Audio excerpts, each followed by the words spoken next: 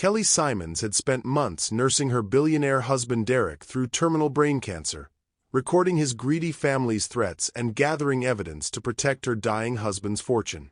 But when her phone buzzed with a message from Derek's doctor, "Your husband's medical records are fake. Get out. Now." Kelly realized the devastating truth.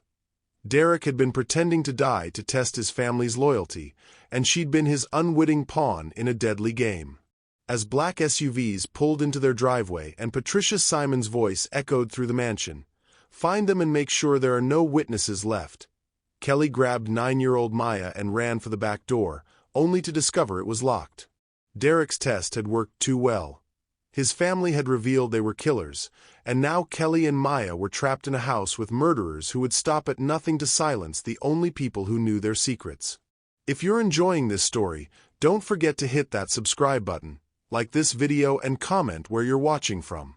Your support helps us bring more powerful stories, and trust me, you won't want to miss them. The marble floors of the Simons estate gleamed under the crystal chandelier's light, each footstep echoing through the grand foyer like a heartbeat in a cathedral. Derek Simons stood at the floor-to-ceiling windows of his penthouse office, watching the Seattle skyline glitter in the distance. At 45, he commanded an empire worth $2.8 billion. Tech companies, real estate ventures, and pharmaceutical investments that had made him one of the youngest billionaires on the West Coast. His reflection stared back at him from the glass. Salt and pepper hair perfectly styled, sharp jawline, and eyes that had closed deals worth hundreds of millions. The Armani suit he wore cost more than most people's cars. Everything about Derek Simons screamed success, power, and untouchable wealth. But tonight, something felt hollow. The intercom buzzed. "Mr. Simons, your wife and daughter are here," came his assistant's voice. Derek's expression softened for the first time all day. "Send them up, Janet." Within moments, the office doors opened, and pure joy walked in. 8-year-old Maya Simons bounded across the marble floor, her curly hair bouncing as she ran straight into her father's arms.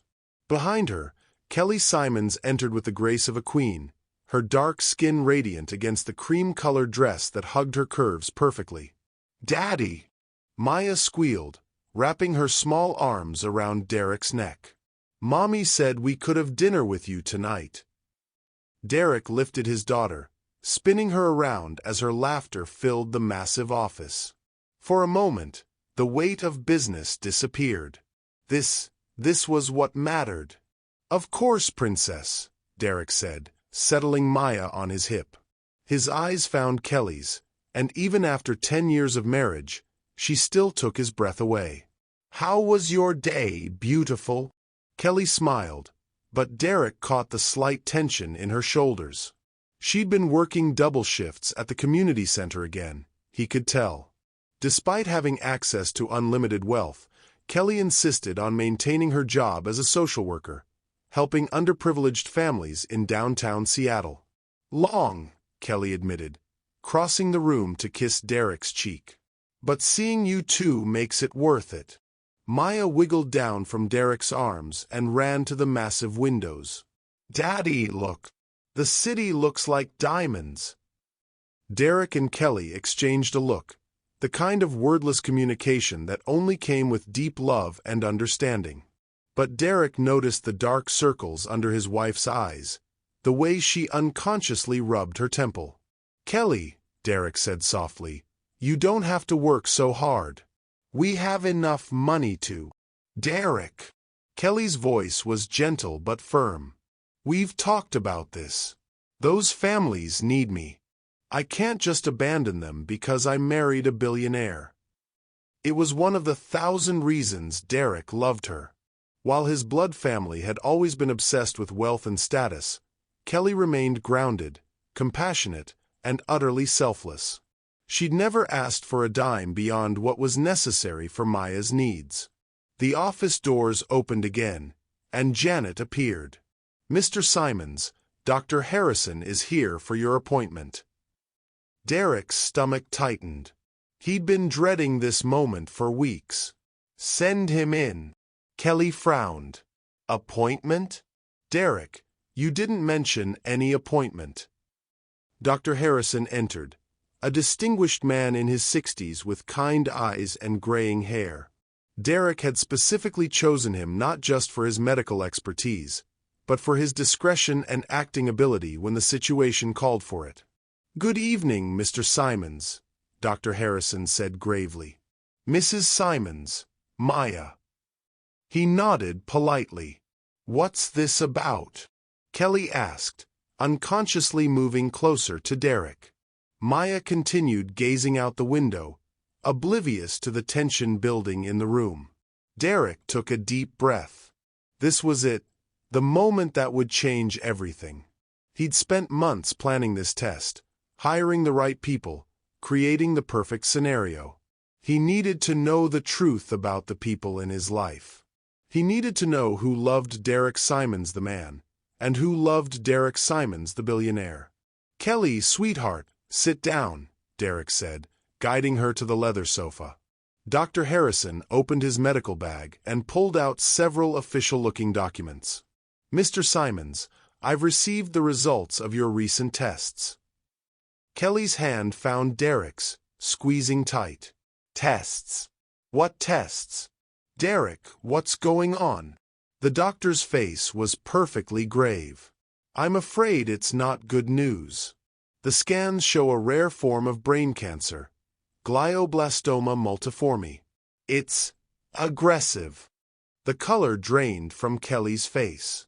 No, that's not possible. Derek's been fine. He's been. The symptoms can be subtle at first, Dr. Harrison continued with rehearsed precision. Headaches, occasional dizziness, minor memory lapses. But based on the tumor size and location, I'm afraid we're looking at a very limited time frame. Derek watched his wife's world crumble in real time. The guilt was overwhelming, but he had to know.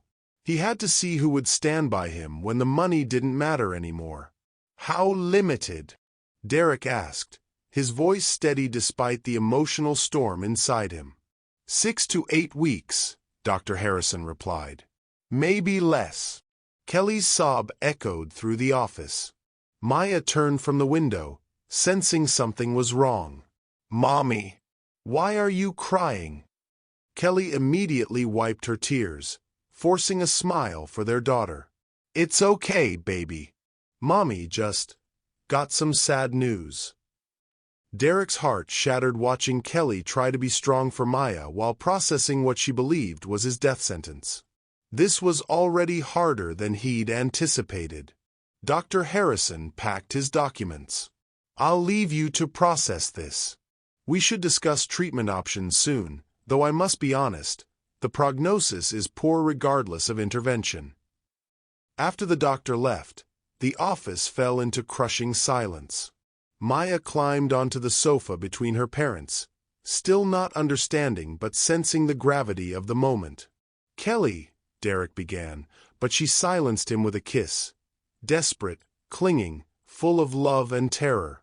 "We'll fight this," she whispered against his lips.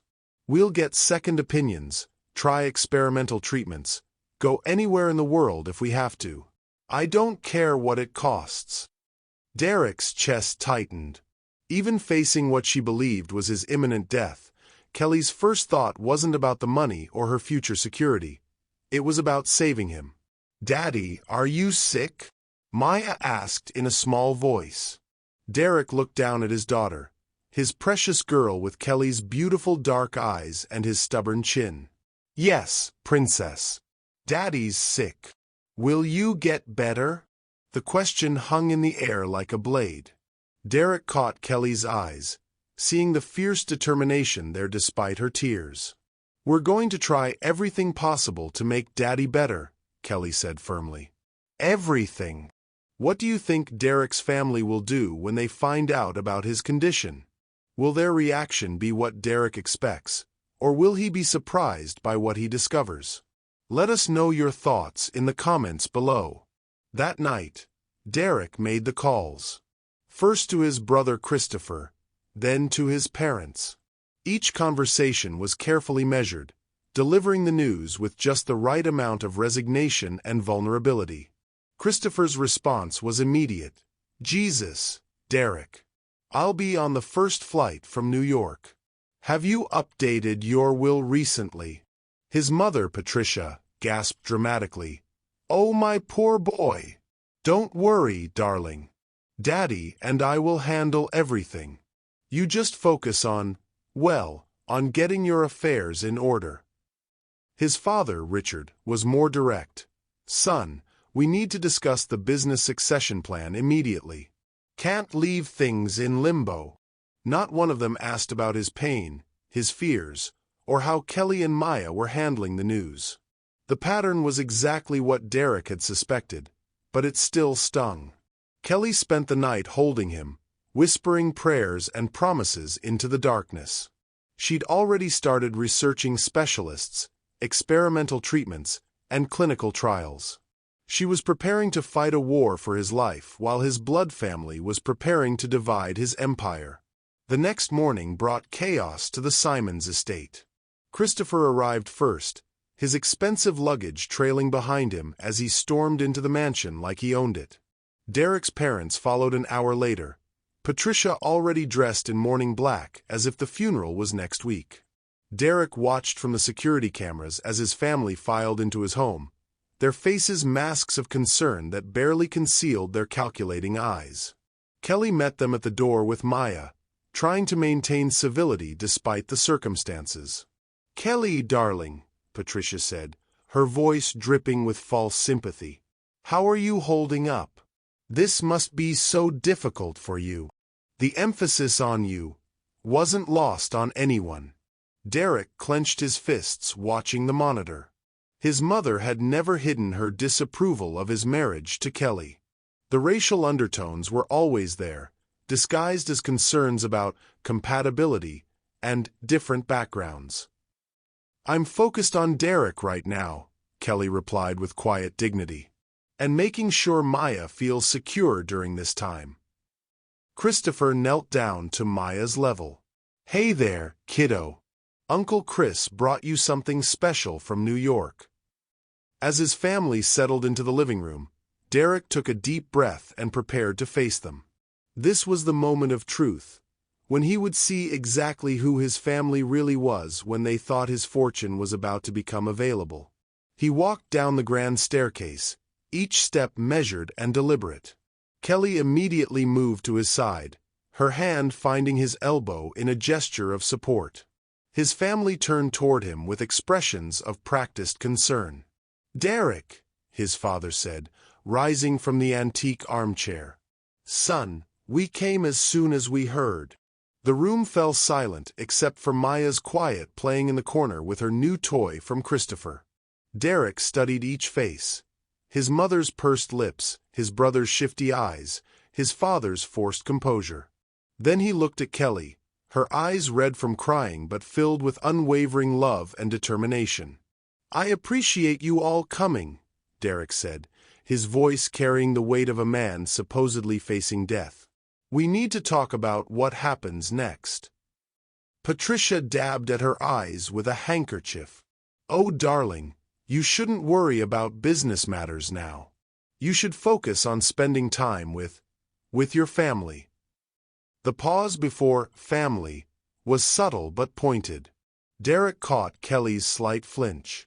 "Actually," Christopher interjected, "Derek, we should probably discuss some practical matters. The company, the estate, Maya's future education fund." "Maya's future is secure," Kelly said firmly. "Derek has always made sure of that." Richard cleared his throat. Of course. But there are legal matters to consider. Complex estate issues that require proper handling." Derek felt a cold realization settling in his chest. This was happening exactly as he'd feared. His family wasn't here to comfort him or support Kelly and Maya. They were here to position themselves for the inheritance. "I've already spoken with the lawyers," Derek said quietly. "Everything is in order." The temperature in the room seemed to drop 10 degrees. Christopher and his parents exchanged glances that Derek didn't miss. "Well," Patricia said, her voice taking on a sharper edge, "naturally you'll want to review everything. Make sure certain provisions are appropriate given the circumstances." Kelly's grip tightened on Derek's arm. She was beginning to sense the undercurrents of the conversation. Maya suddenly ran over, throwing her arms around Derek's waist. "Daddy, are you going to heaven like Grandpa Johnson?" Kelly's father had passed 2 years ago, a man who'd welcomed Derek into his family with open arms, unlike the reception Kelly had received from the Simons clan. "Not if we can help it, baby girl," Derek said, lifting Maya into his arms. As he held his daughter, he caught his mother's expression, not grief or concern, but calculation. She was already writing Kelly and Maya out of her mental picture of the family's future. The catalyst moment Derek had orchestrated was working perfectly. Too perfectly. As the afternoon wore on, the mask slipped further. Christopher started asking pointed questions about business partnerships. Patricia made comments about simplifying the estate. Richard suggested that Maya might be better off in a more stable environment if the worst happened. Each word was a dagger aimed at Kelly's heart, and Derek watched his wife absorb every blow with quiet strength. She never fought back, never rose to their bait. She simply held Maya closer and continued to focus on what she believed was Derek's final battle. But Derek was beginning to realize that this test was revealing more than he'd bargained for. His family's greed was expected. Their casual racism toward Kelly was predictable. What he hadn't anticipated was how much their behavior would affect him. How seeing Kelly endure their subtle attacks while believing she was about to lose her husband would make him love her even more fiercely. As evening approached and his family prepared to stay at the estate to help during this difficult time, Derek pulled Kelly aside in their bedroom. "How are you holding up?" he asked, the question loaded with more meaning than she knew. Kelly collapsed into his arms, her composure finally cracking. "I can't lose you, Derek. I can't do this without you. And I can't protect Maya from them if you're not here." The raw honesty in her voice nearly broke Derek's resolve. She wasn't thinking about money or security or her future comfort. She was thinking about him, about Maya, about facing his family's judgment alone. "Kelly," Derek said, holding her tight, "I need you to promise me something." She pulled back to look at him, tears streaming down her beautiful face. "Promise me that no matter what happens, you'll remember how much I love you.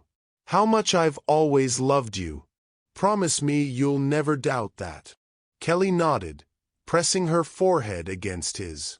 "I promise. But Derek, you have to promise me you'll fight. Promise me you won't give up." Derek's heart hammered against his chest. The test was supposed to reveal everyone else's true nature. He hadn't expected it to reveal so much about his own. Looking into Kelly's eyes, seeing her pure, unconditional love, he realized he was about to discover something about himself that he wasn't prepared for. The game he'd started was spinning beyond his control, and Derek Simons, master of every business deal, every negotiation, every strategic move, was about to find out that love was the one thing that couldn't be tested without consequences. Outside their bedroom door, he could hear his family's voices carrying up from the living room, already planning their next moves in what they thought was his final chapter. But Derek was beginning to wonder, who exactly was being tested here? Derek woke at 3 a.m. to the sound of hushed voices downstairs. Kelly lay sleeping beside him, her hand still resting on his chest as if to reassure herself he was still breathing. Maya had crawled into their bed sometime during the night, curled between them like a small anchor keeping their family together. Moving carefully to avoid waking them, Derek slipped from the bed and padded barefoot to the hallway. The voices grew clearer as he approached the grand staircase. His family was having a meeting in his own living room. "Need to move quickly," Christopher was saying. "If Derek's really only got weeks, we can't let this drag out in probate court for years." Derek pressed himself against the wall, staying hidden in the shadows of the upstairs landing. What he heard next made his blood run cold. "The problem is that woman," Patricia's voice dripped with venom. "Kelly. Derek may have been foolish enough to leave everything to her, but there are ways around that." "Legal ways?" Richard asked. Christopher's laugh was bitter. "Legal, questionable, whatever it takes. Look, Derek's not thinking clearly. He's emotional, scared, probably not mentally competent anymore with that brain tumor. We can challenge the will on those grounds." Derek's hands clenched into fists. His family was already planning to contest his wishes before his supposed body was even cold. "What about the child?" Patricia asked. "Maya." "Mixed kids are complicated," Richard said carefully. "But she's still a Simons. We'll need to consider custody arrangements that ensure she's raised with proper values." Derek's vision went red. They were talking about taking Maya away from Kelly, his wife who had loved and raised their daughter with more devotion than his own parents had ever shown him. "Kelly's a social worker," Christopher continued. "She makes what, $40,000 a year? Without Derek's support, she can't provide Maya with the lifestyle she deserves. Private schools, proper connections, the right opportunities. A judge would see that. Especially," Patricia added with calculated cruelty, "if Kelly's emotional state becomes unstable during her grief. Some people don't handle loss well. They might need professional help. Extended professional help." Derek realized they were outlining a systematic plan to destroy Kelly psychologically and financially, then use her grief-induced breakdown as evidence that she was unfit to raise Maya or handle his estate. "The key," Richard said, "is documentation. Every time she seems overwhelmed, every moment of weakness, every tear, we record it. Build a case that she's not capable of managing a multi-billion-dollar inheritance or raising a Simons heir properly." Derek had heard enough. His test had revealed something far worse than mere greed. His family was plotting to psychologically torture his grieving wife and steal his child. They weren't just planning to take his money. They were planning to destroy everything he truly loved. He crept back to the bedroom, his mind racing. Kelly stirred as he slid back into bed. "Derek, everything okay?" "Couldn't sleep," he whispered, pulling her close. "Just thinking." Kelly's hand found his face in the darkness. "About what the doctor said?" Derek's chest tightened. He was trapped in his own lie now. "About you. About Maya. About making sure you're both protected." "We'll figure it out together," Kelly murmured against his shoulder. "Whatever comes, we'll face it together." Derek closed his eyes, the weight of his deception crushing down on him. Kelly was preparing to fight the world for him, while his family was preparing to destroy her the moment they thought he was gone. The next morning brought new horrors disguised as family concern. Derek watched from the kitchen as Patricia approached Kelly with what appeared to be genuine sympathy.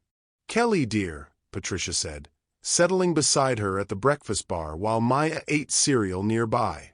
"I've been thinking about what you must be going through. All this stress can't be good for you." Kelly looked up from her untouched coffee. "I'm managing." "Of course you are, sweetheart. You're so strong. But I worry." Patricia's voice dropped to a concerned whisper. "Have you considered counseling? Sometimes when we're facing trauma, we don't realize how much we need help." Derek nearly choked on his orange juice. This was starting already, the systematic undermining disguised as care. "I appreciate the concern," Kelly said politely, "but I'm focused on Derek right now." "Naturally. But think about Maya too. Children pick up on our stress. If you're struggling, and who wouldn't be, it affects her. Maybe some family therapy?" I know several excellent psychiatrists who specialize in complicated family situations. The emphasis on complicated wasn't subtle. Derek set down his glass harder than necessary, making both women look up. "Good morning, ladies," Derek said, moving to kiss Kelly's forehead. "What are we discussing?" "Just some resources that might help during this difficult time," Patricia replied smoothly.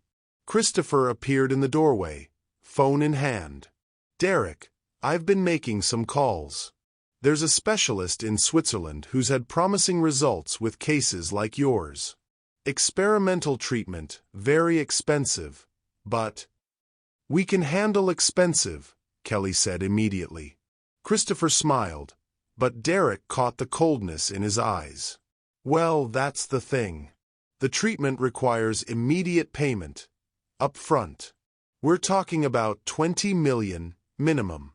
And given the timeline, you'd need to authorize the financial transfers quickly." Derek understood the game immediately. Get him to sign over large sums for fake treatments, establishing a pattern of medical decisions that could later be challenged as evidence of diminished mental capacity. "I'll have my lawyer review the paperwork," Derek said carefully.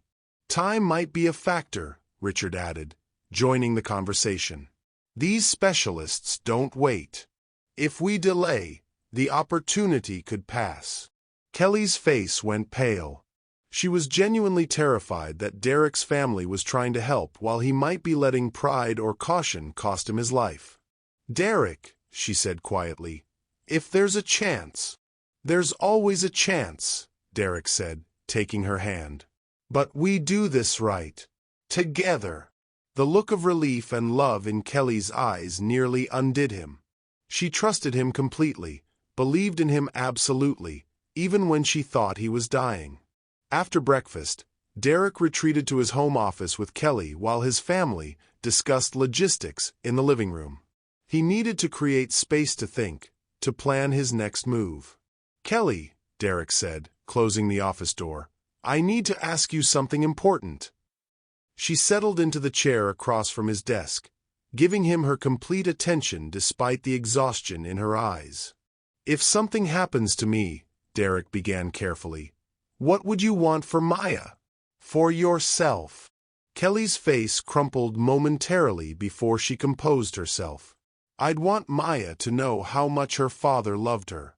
I'd want her to grow up knowing she was the most important thing in your world." "And you? What would you do?" Kelly was quiet for a long moment. "I'd probably move back to my neighborhood. Get a small apartment near the community center. Maya would adjust. Kids are resilient. We'd be okay." Derek's heart broke. Kelly wasn't planning to use his money to maintain a lavish lifestyle. She was planning to return to her roots, to raise Maya with the same values and community support that had shaped her own character. "You wouldn't want to stay here? Keep the house, the lifestyle." Kelly shook her head firmly. "This was your world, Derek. Maya and we'd make our own. Even if it meant giving up financial security." "Money doesn't make you secure," Kelly said softly. "Love does.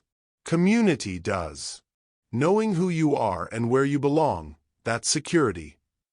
Derek stood and moved around the desk, kneeling beside Kelly's chair. "I love you," he said, the words carrying more weight than she could possibly understand. "I love who you are, how you think, the way you see the world. You make me want to be better." Kelly cupped his face in her hands. "Then get better. Fight this thing. Because Maya and I need you. Not your money, not your empire. We need you." A soft knock interrupted the moment. Maya peeked around the door. "Daddy, Grandma Patricia wants to talk to me about schools." Derek and Kelly exchanged glances. "What kind of schools, baby?" Kelly asked. "Boarding schools. She said I might like living with other kids my age. Like a sleepover that lasts forever." Derek's jaw tightened. They were already working on Maya, planting seeds about alternative living arrangements. "Maya," Derek said gently, "come here, sweetheart." His daughter climbed onto his lap, her small arms wrapping around his neck. "Do you want to go to boarding school?" Derek asked. Maya scrunched up her nose. "What's boarding school?" "It's where kids live at school instead of at home with their families," Kelly explained. Maya's eyes widened in horror. "But then I wouldn't see you and Mommy every day." "That's right," Derek said, shooting a meaningful look at Kelly. "You wouldn't." "I don't want to do that," Maya said firmly. "I want to stay with you and Mommy. Even if you're sick, Daddy. I want to take care of you too." Derek's throat closed up. His 8-year-old daughter understood love and loyalty better than his entire adult family. "You don't have to go anywhere, Princess," Derek promised. "We're staying together. All 3 of us." After Maya skipped out to play, Kelly turned to Derek with troubled eyes. "They're already making plans, aren't they?" she said quietly. Derek nodded. "I'm afraid so." "What kind of plans?"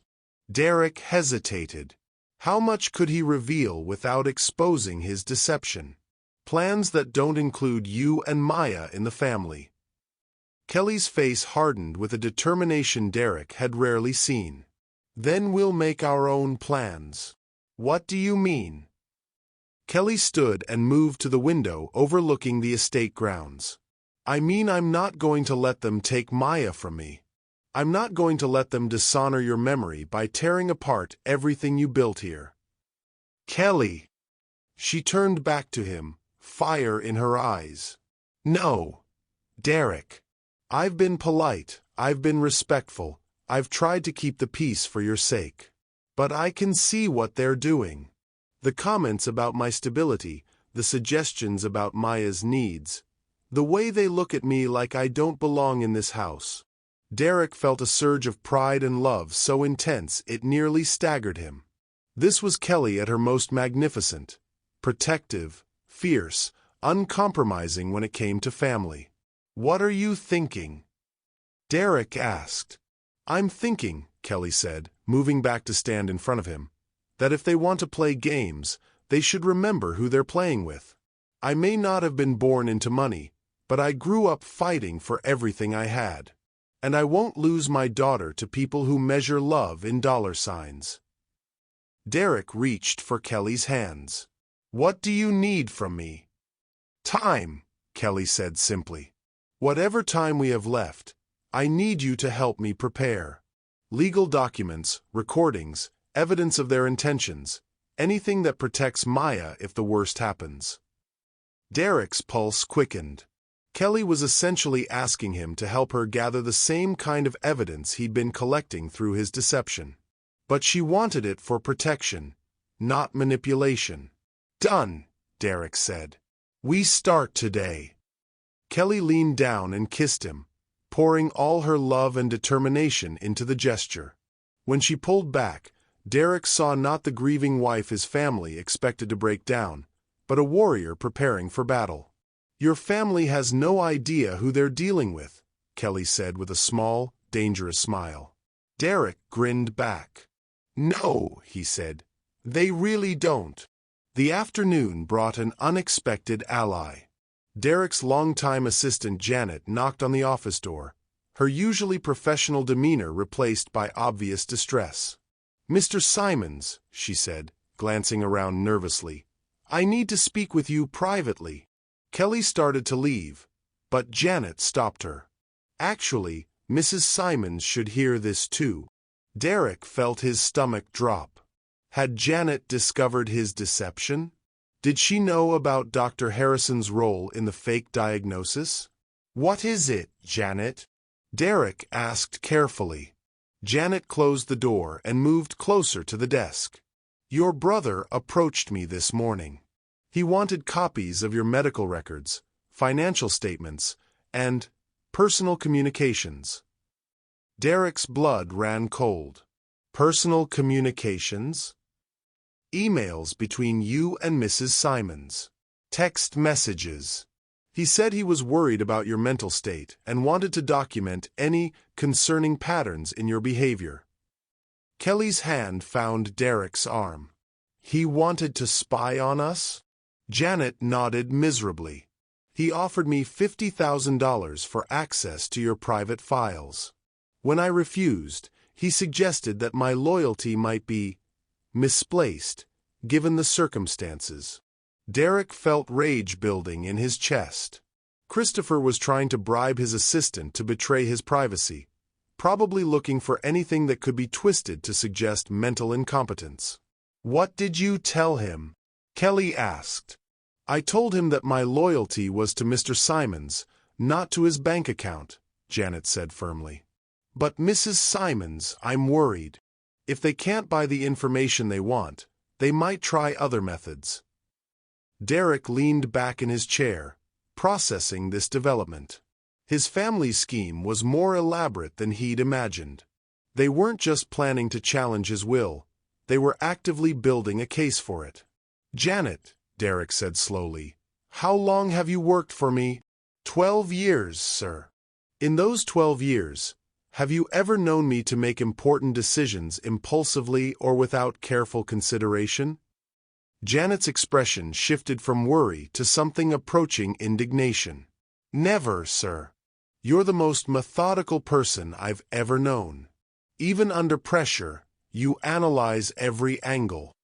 And my relationship with Kelly and Maya, what's your observation there? Janet's face softened. You're a different person with them, Mr. Simons. Happier. More. Human. Mrs. Simons and Maya bring out the best in you. Kelly squeezed Derek's hand, tears threatening again. Janet, Derek said, I need to ask something difficult of you. Anything, sir.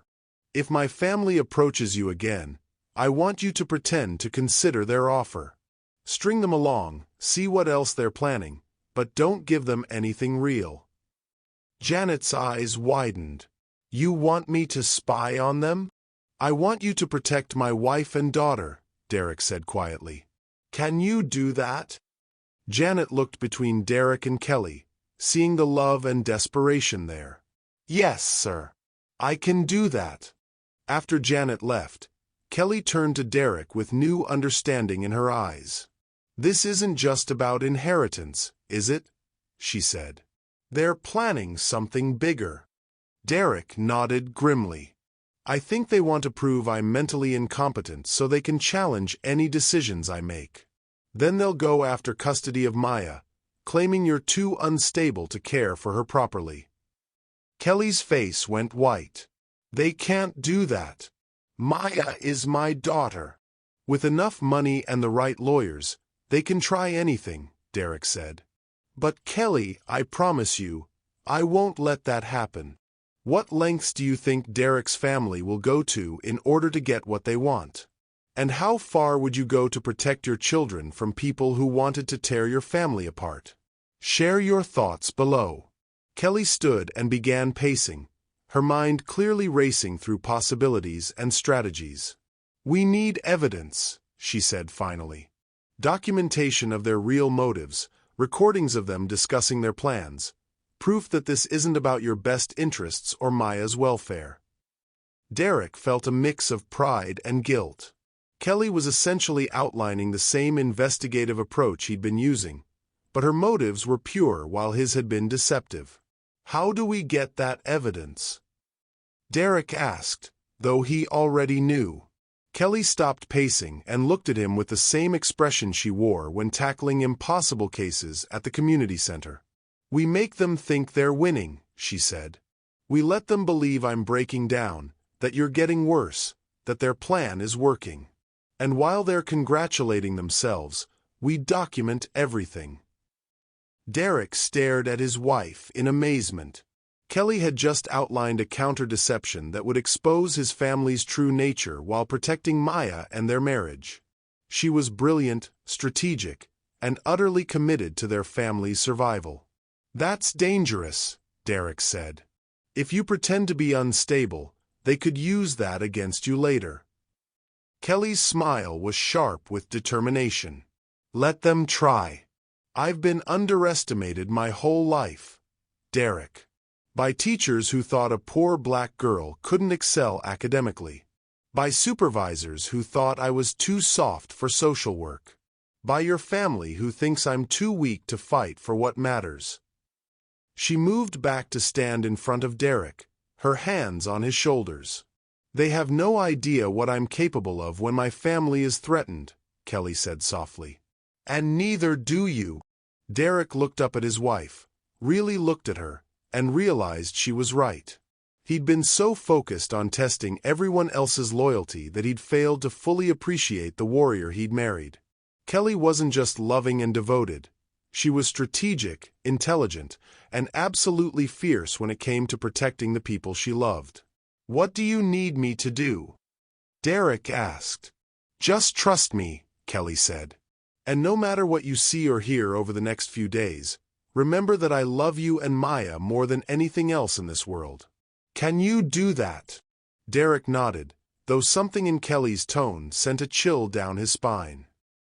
His wife was planning something, and he had the distinct feeling that his carefully orchestrated test was about to become something much more complex and dangerous. As if summoned by their conversation, voices echoed from the hallway. His family returning from whatever scheming session they'd been conducting. Derek and Kelly exchanged one last look of understanding before Kelly's expression shifted into the mask of a grieving, overwhelmed wife. "Showtime," she whispered. Derek realized that Kelly was about to begin her own performance, her own test of his family's character. The question was, would her deception expose the truth, or would it complicate his own lies beyond repair? The game was about to become far more dangerous than Derek had ever imagined. That evening, Derek found Kelly in Maya's bedroom, sitting on the edge of their daughter's bed reading Charlotte's Web. Maya was already asleep, her small hand clutching her favorite stuffed elephant, but Kelly continued reading in a soft whisper, a habit she developed when Maya was a baby. Derek leaned against the doorframe, watching this tender scene. The soft lamplight caught the gold highlights in Kelly's dark skin, and her voice carried the same gentle rhythm that had soothed Maya through countless nights of bad dreams and childhood fears. "But I am going to save you, and I want you to quiet down immediately," Kelly read from the book, her voice breaking slightly on the word save. She closed the book and pressed it against her chest, her shoulders trembling with silent tears. Derek crossed the room quietly and sat beside her on Maya's bed. Their daughter stirred but didn't wake, instinctively moving closer to the warmth of her parents. "She asked me tonight if you were going to die like her goldfish," Kelly whispered, not looking at Derek. "Mr. Bubbles died last month, remember?" Maya cried for hours, kept asking why we couldn't fix him.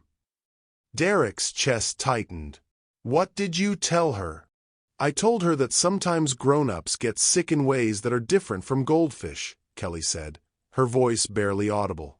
"But that we have doctors and medicine and—" She trailed off, unable to finish the lies she was telling their daughter. Derek reached for Kelly's hand, finding it cold and trembling. "Kelly, I need to tell you something," she interrupted, finally meeting his eyes. "Something I've never told anyone." Derek's pulse quickened. In 10 years of marriage, Kelly had always been open with him, sharing her thoughts and feelings with generous honesty. What could she have kept hidden?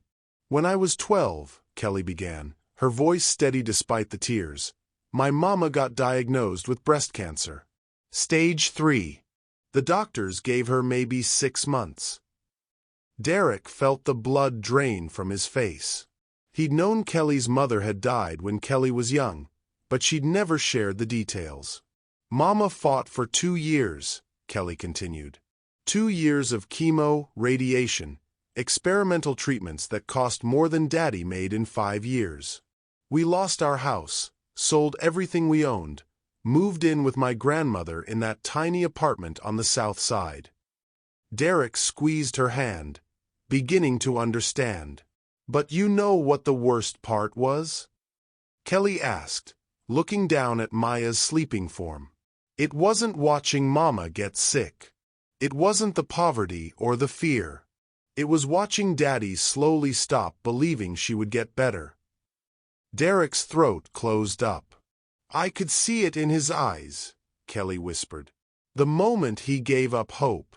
He stopped talking about the future, stopped making plans, started looking at Mama like she was already gone. And Mama saw it too.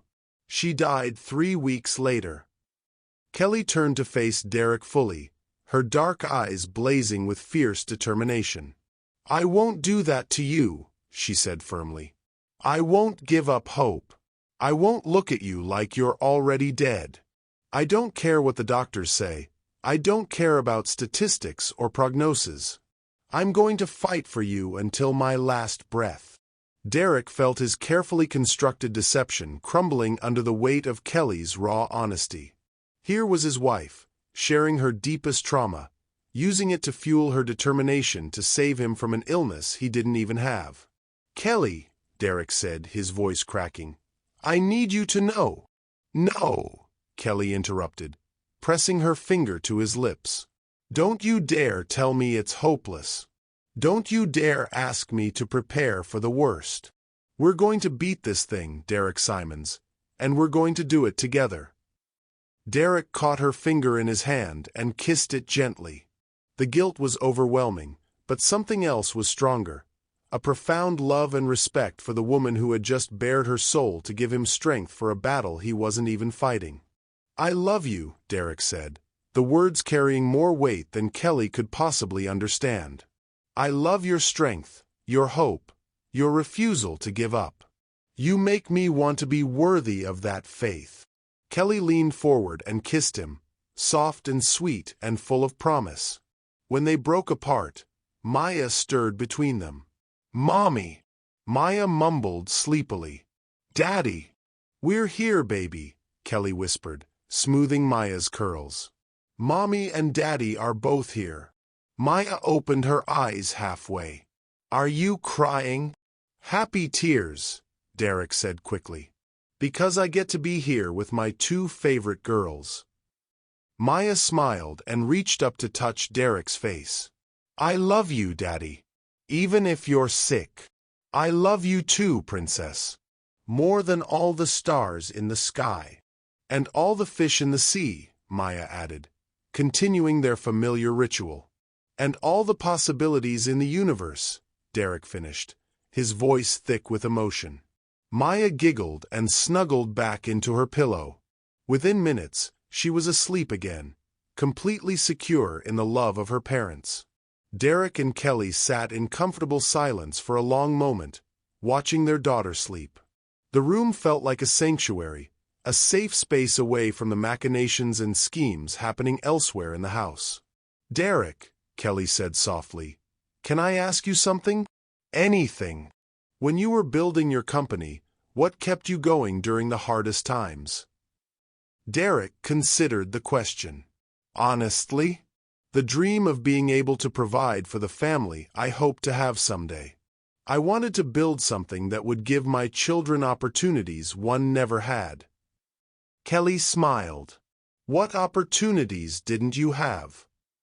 Derek was quiet for a moment, thinking about his childhood in the Simons mansion. Wealthy but cold, privileged but emotionally barren. The opportunity to be loved for who I was, not what I could achieve, Derek said finally. My parents.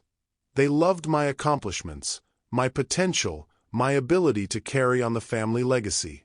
But I don't think they ever just loved me. Kelly's hand found his cheek. Is that why you work so hard? To earn love? The question hit Derek like a physical blow. Was that what he'd been doing his whole life?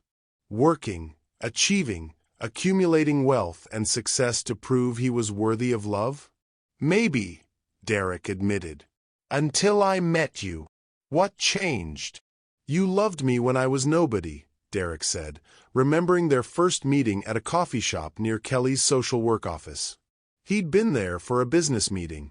She'd been grabbing coffee between client visits.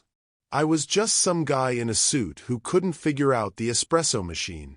You helped me, we talked for 20 minutes, and you never once asked what I did for work." Kelly laughed softly. "I thought you were probably a teacher or maybe worked at a bank. You had that kind, patient way of listening that most wealthy men don't have. You fell in love with Derek the person, not Derek the billionaire," he continued. "That's something my family will never understand."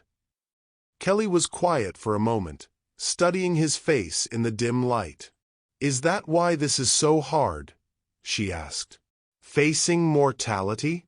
Because you're afraid no one will remember Derek the person." Derek's heart clenched. Kelly was trying to understand his psychology, to help him process what she believed were his final weeks of life.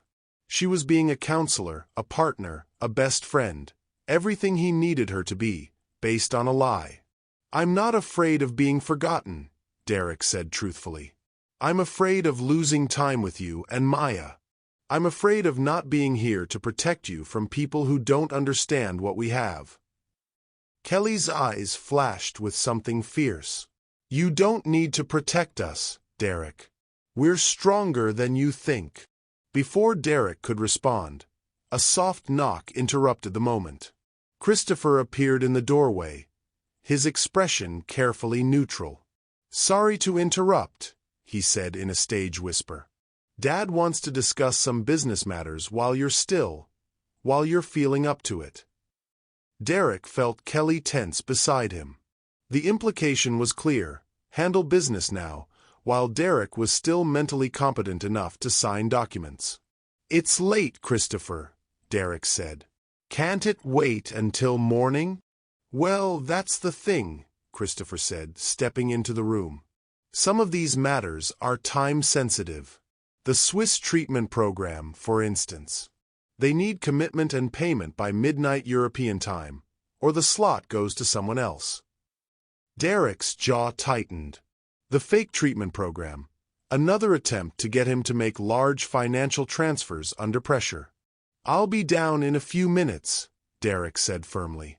Christopher nodded and left, but not before Derek caught him glancing around Maya's room with calculating eyes. Taking inventory, Derek realized, already planning how to redecorate once Maya was no longer living here. Kelly waited until Christopher's footsteps faded before speaking. "They're pushing hard," she observed. "Too hard," Derek agreed. "Real medical decisions don't come with midnight deadlines." Kelly turned to look at him, her expression sharp with intelligence. "Derek, I need to ask you something, and I need you to be completely honest with me." Derek's heart stopped. Had Kelly figured out his deception? "Do you trust Dr. Harrison completely?" Kelly asked. Derek felt dizzy with relief and renewed guilt. "Why do you ask?" "Because something feels off about this whole situation," Kelly said carefully. "The diagnosis was so sudden, the timeline so specific, and now these expensive treatments with impossible deadlines." She shook her head. "I've worked with terminal patients before through my job. This doesn't feel like how these things usually go." Derek's mouth went dry. Kelly's social work experience included hospice support and family counseling. Of course, she would recognize inconsistencies in a fake terminal diagnosis. "What are you thinking?" Derek asked, barely breathing. Kelly was quiet for a long moment, clearly choosing her words carefully. "I'm thinking," she said slowly, "that maybe we should get a second opinion. From a doctor your family doesn't know about. Someone who has no connection to the Simons name or money." Derek's mind raced. Kelly was essentially suggesting they expose his deception, though she didn't realize it. If they went to another doctor, the lie would unravel immediately. "Kelly, I know it sounds paranoid," Kelly continued, "but your family's behavior. Derek, they're acting like vultures. They're not grieving or supportive, they're opportunistic. And that makes me wonder if they know something we don't." Derek stared at his wife in amazement. Kelly had intuited that something was wrong with the entire situation. Her love for him, combined with her professional experience and natural intelligence, had led her to question the very foundation of his test. "You think they're lying about something?" Derek asked carefully. "I think," Kelly said, "that people who are planning to steal your inheritance might also be capable of other deceptions." Derek's blood ran cold. Kelly was suggesting that his family might be involved in a conspiracy around his diagnosis. She was close to the truth, but she had the villains wrong. "What kind of other deceptions?" Derek asked. Kelly looked down at Maya, then back at Derek with eyes full of protective fury. "What if they're paying Dr. Harrison to give you a false diagnosis?" Kelly said quietly. "What if they want you to believe you're dying so you'll make panicked financial decisions that benefit them?" Derek felt the world tilt. Kelly had figured out that the diagnosis was fake, but she thought his family was behind it. She thought they were trying to trick Derek into believing he was dying so they could manipulate him into changing his will or making desperate financial choices. It was brilliant, logical, and completely wrong. "That's a serious accusation," Derek said weakly. "It's a serious situation," Kelly replied. "Derek, if I'm right, then we're not fighting cancer. We're fighting fraud. And fraud is something we can beat." Derek looked at his wife, brilliant, fierce, protective Kelly, and realized that his deception had created an even more complex web of lies than he'd intended. Kelly was now planning to expose what she thought was his family's conspiracy, which would actually expose his own deception. He was trapped between confessing his lie and watching Kelly wage war against the wrong enemy. "What do you want to do?" Derek asked. Kelly's smile was sharp and determined. "I want to beat them at their own game. But first, we need proof." She stood and moved to Maya's bookshelf, pulling out what looked like a children's book but was actually a hollow container where Maya kept her treasure: special stones, friendship bracelets, and small gifts from her parents. Kelly removed a small digital recorder from the hidden compartment. "I've been documenting their conversations," Kelly said quietly. "Every scheming session, every cruel comment, every plan they've made to destroy our family." Derek stared at the recorder in shock. While he'd been orchestrating his test, Kelly had been conducting her own investigation. "How long have you been doing this?" Derek asked. "Since the first night they arrived," Kelly said. Something about their reaction felt wrong. Too calculating, not enough grief. "So I started paying attention." Kelly sat back down beside Derek, her voice dropping to barely a whisper. "They've talked about having you declared mentally incompetent, Derek. They've discussed taking Maya away from me, claiming I'm too unstable to raise her properly. They've even planned how to contest your will by proving you weren't thinking clearly when you made your final decisions." Derek's chest tightened. Kelly had recorded the same conversations he'd overheard, but she thought she was gathering evidence to protect their family from his relatives' greed. She had no idea she was documenting the very test Derek had designed. "But the most interesting thing," Kelly continued, "was a phone call Christopher made this morning. He talked to someone about the doctor situation and whether they could maintain the timeline if you started asking too many questions." Derek's blood went cold. Kelly had misinterpreted Christopher's conversation, but her conclusion was dangerously close to the truth. "Kelly," Derek said carefully, "what exactly do you think is happening here?" Kelly looked at him with eyes full of love and fierce determination. "I think your family paid Dr. Harrison to give you a fake terminal diagnosis," she said firmly. "I think they want you to believe you're dying so you'll make desperate decisions about money and Maya's future. And I think we're going to expose them and make sure they never hurt our family again." Derek felt his carefully orchestrated test collapsing around him. Kelly had figured out the deception, but she'd assigned the wrong motives to the wrong people. She was preparing to wage war against his family for a crime he had committed. How far would you go to protect your family if you suspected they were being manipulated and lied to? Kelly is about to take drastic action based on what she believes is true. What do you think happens next? Share your thoughts in the comments. How do we prove it? Derek asked, though he dreaded the answer. Kelly's smile was sharp with intelligence and determination. We set a trap. Tomorrow, I'm going to tell your family that I've scheduled an appointment with an independent oncologist for a second opinion. A real doctor who has no connection to them or their money. Derek's heart stopped. Kelly! If I'm right about Dr. Harrison being bought, Kelly continued, your family will panic. They'll try to stop the appointment, or they'll contact Dr. Harrison to get their stories straight. Either way, we'll have them. Derek stared at his wife in horror and admiration. Kelly had devised a perfect plan to expose medical fraud, except the fraud was his, not his family's. And if you're wrong? Derek asked weakly. Kelly's expression softened. If I'm wrong, then we get confirmation of your diagnosis from a second doctor, and we fight this cancer with everything we have. Either way, we win. Derek looked down at Maya sleeping peacefully between them, then back at Kelly's determined face. His wife was about to unknowingly expose his deception while trying to protect their family from a conspiracy that didn't exist. He had two choices: confess his lie and face Kelly's justified fury, or let her spring a trap that would destroy her trust in him forever when the truth came out.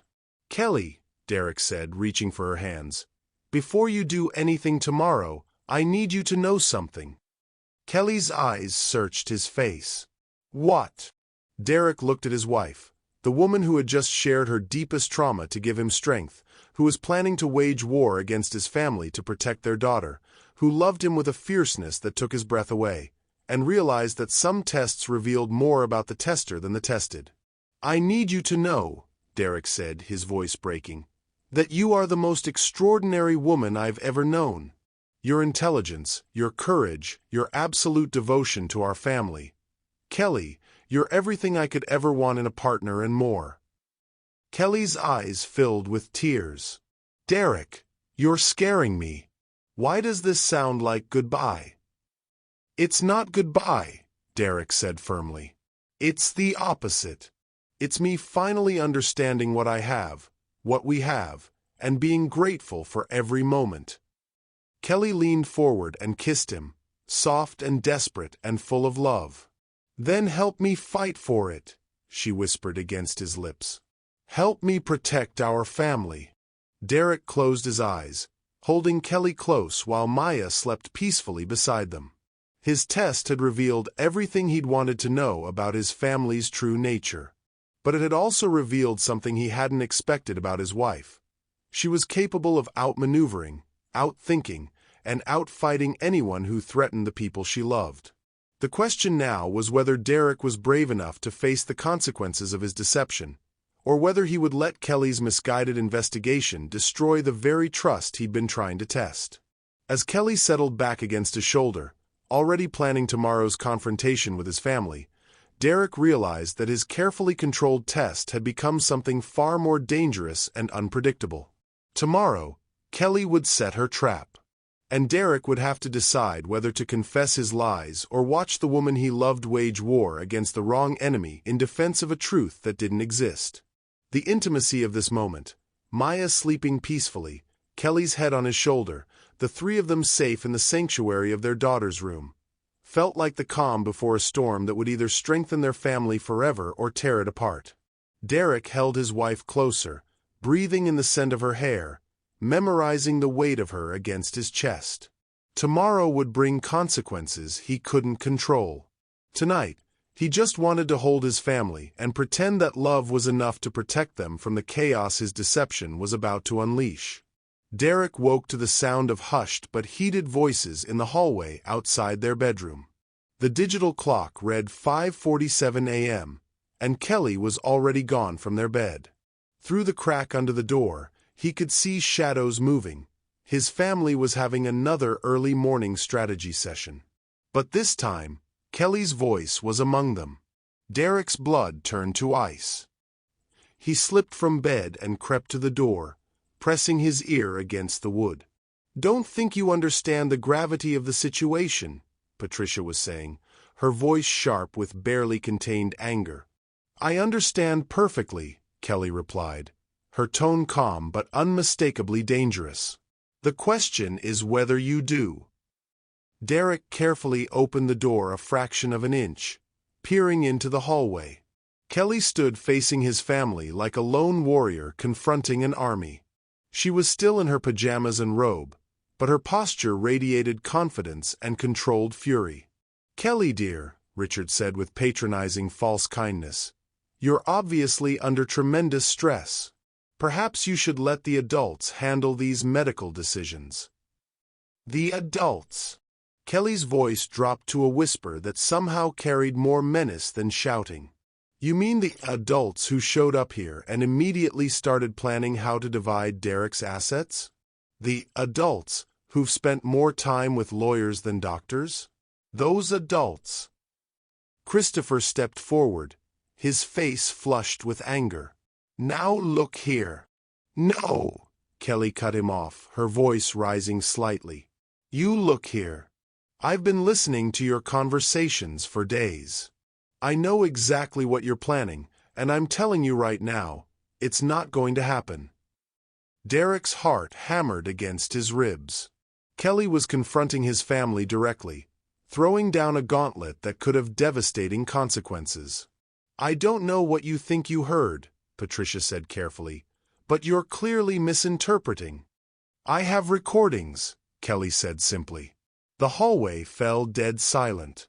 Derek could see his family exchange panicked glances. "Recordings of what?" Christopher asked, his voice tight. "Everything," Kelly said with quiet satisfaction. "Your plans to have Derek declared mentally incompetent. Your discussions about taking Maya away from me. Your conversations about contesting the will. And most interesting of all, your communications about Dr. Harrison and maintaining the timeline of Derek's diagnosis." Derek felt the world tilt. Kelly was revealing her hand too early, putting herself in direct danger from his family while operating on completely wrong assumptions about who the real enemy was. Richard's face went white. "You've been spying on us?" "I've been protecting my family," Kelly corrected. "And this morning, I'm taking those recordings to the FBI, the State Medical Board, and every news outlet that will listen." Derek's vision blurred with panic. If Kelly took her evidence to the authorities, they would investigate Dr. Harrison, who would immediately reveal Derek's role in the deception.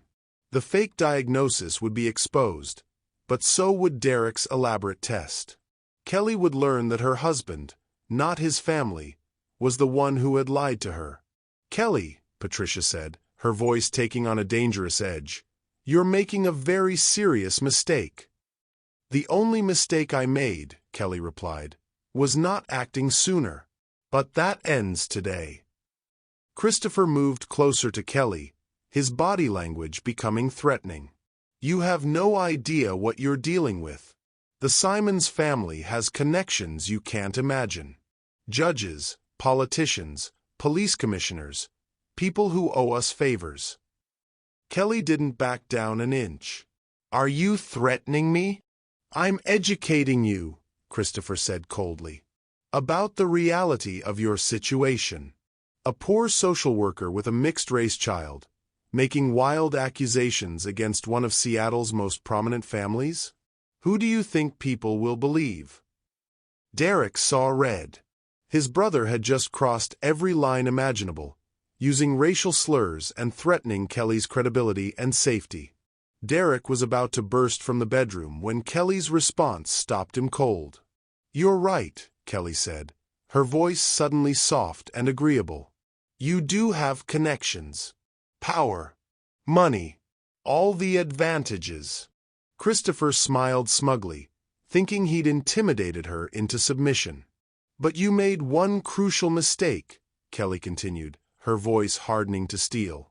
You underestimated who you're dealing with. Kelly pulled her phone from her robe pocket, and Derek could see the recording app was active. She'd been recording this entire confrontation. I've just captured you threatening to use your family's influence to silence me and destroy my credibility, Kelly said with cold satisfaction. Intimidating a witness to a felony conspiracy. That's a federal crime, Christopher. Christopher's face went purple with rage. You little. Careful, Kelly warned. The recording is still running. Richard stepped forward, his voice low and menacing. Delete that recording. Right now. No, Kelly said simply. You don't understand, Patricia added, her cultured facade cracking to reveal something ugly underneath. We can destroy you. Take Maya away. Prove you're an unfit mother. Make sure you never see your daughter again. Kelly's composure finally cracked, her face contorting with protective fury. Don't you dare threaten my child. It's not a threat, Richard said coldly. It's a promise. Delete those recordings, forget whatever conspiracy theories you've invented, and we might let you maintain some relationship with Maya after Derek is gone. Derek couldn't take another second. He burst from the bedroom, his own fury overwhelming any concern about exposing his eavesdropping. Get away from my wife, Derek snarled, moving to Kelly's side. Right now. His family turned toward him with expressions of shock and calculation. They'd been caught red-handed threatening Kelly and Maya, and now they had to figure out how much Derek had heard. Derek, Patricia said, immediately shifting back to her concerned mother act, we were just trying to help Kelly understand. I heard exactly what you were trying to do, Derek cut her off. Threaten my wife. Intimidate her into silence. Use your connections to destroy her credibility and take our daughter away. Christopher's face twisted with desperate anger. She's been spying on us, Derek. Recording private family conversations. She's paranoid, unstable. She's protecting our family, Derek said firmly, from people who see dollar signs instead of a dying man. The phrase dying man felt like swallowing glass, but Derek needed to maintain his deception long enough to get Kelly safely away from his family's threats. Richard stepped forward, his voice taking on a paternal tone that barely concealed his menace. Son, you're not thinking clearly. The brain tumor is affecting your judgment. Kelly has filled your head with conspiracy theories. Stop, Derek said sharply. Just stop. I've heard enough. Kelly moved closer to Derek, her hand finding his arm. Derek, they've been planning this from the moment they arrived. They don't care about your health or your happiness. They just want your money. Derek felt the crushing weight of the irony. Kelly was absolutely right about his family's motives, but she was wrong about the bigger picture. His family was indeed scheming and threatening, but they weren't behind the fake diagnosis that had started this whole nightmare. We need to leave, Derek said quietly to Kelly. Pack essentials for you and Maya. We're getting out of here. Patricia's mask slipped completely. You're not taking Maya anywhere. That child belongs with family, real family. I am her real family, Kelly said fiercely. Her mother. You're a temporary guardian at best, Christopher sneered. Maya is a Simons. She belongs with Simons. Derek felt something snap inside him. Maya stays with Kelly. End of discussion. Not if you're declared mentally incompetent, Richard said coldly, dropping all pretense of paternal concern. Which, given your recent erratic behavior and paranoid decisions, wouldn't be difficult to arrange. Derek stared at his father in shock. You're threatening to have me committed? We're trying to save you from making decisions you'll regret, Patricia said. Decisions influenced by someone who clearly doesn't have your best interests at heart. Kelly stepped forward, her phone still recording. Keep talking. Every word you say is more evidence of your conspiracy to defraud Derek and steal his family. Christopher lunged forward suddenly, grabbing for Kelly's phone. Enough of this recording nonsense. Derek moved faster than he'd ever moved in his life, intercepting Christopher and shoving him back hard enough to send him stumbling into the wall. Touch my wife again and I'll break your arm, Derek snarled. Christopher straightened his shirt, his eyes blazing with hatred. You're going to regret this, Derek. Both of you. Is that another threat? Kelly asked, still holding her phone steady. Patricia's voice turned ice-cold. It's a reality check. You have no idea what you've started, Kelly. But you're about to find out. Richard pulled out his own phone. I'm calling our lawyers and our friends at the Psychiatric Evaluation Board. Derek clearly needs immediate intervention. Derek felt panic clawing at his chest. His family was escalating beyond threats to direct action. They were actually going to try to have him committed, and Kelly declared unfit. Kelly, Derek said urgently, go wake Maya. Pack a bag. We're leaving in 10 minutes. Kelly nodded and hurried toward Maya's room, but Christopher blocked her path. I don't think so, Christopher said. Maya stays here, where she belongs. Derek moved between Christopher and the hallway leading to Maya's room. Move. Now. Or what? Christopher taunted. You'll assault me?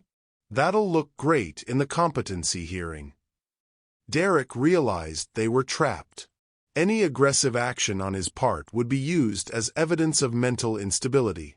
Any attempt to leave with Maya would be framed as kidnapping by an incompetent father and unstable mother.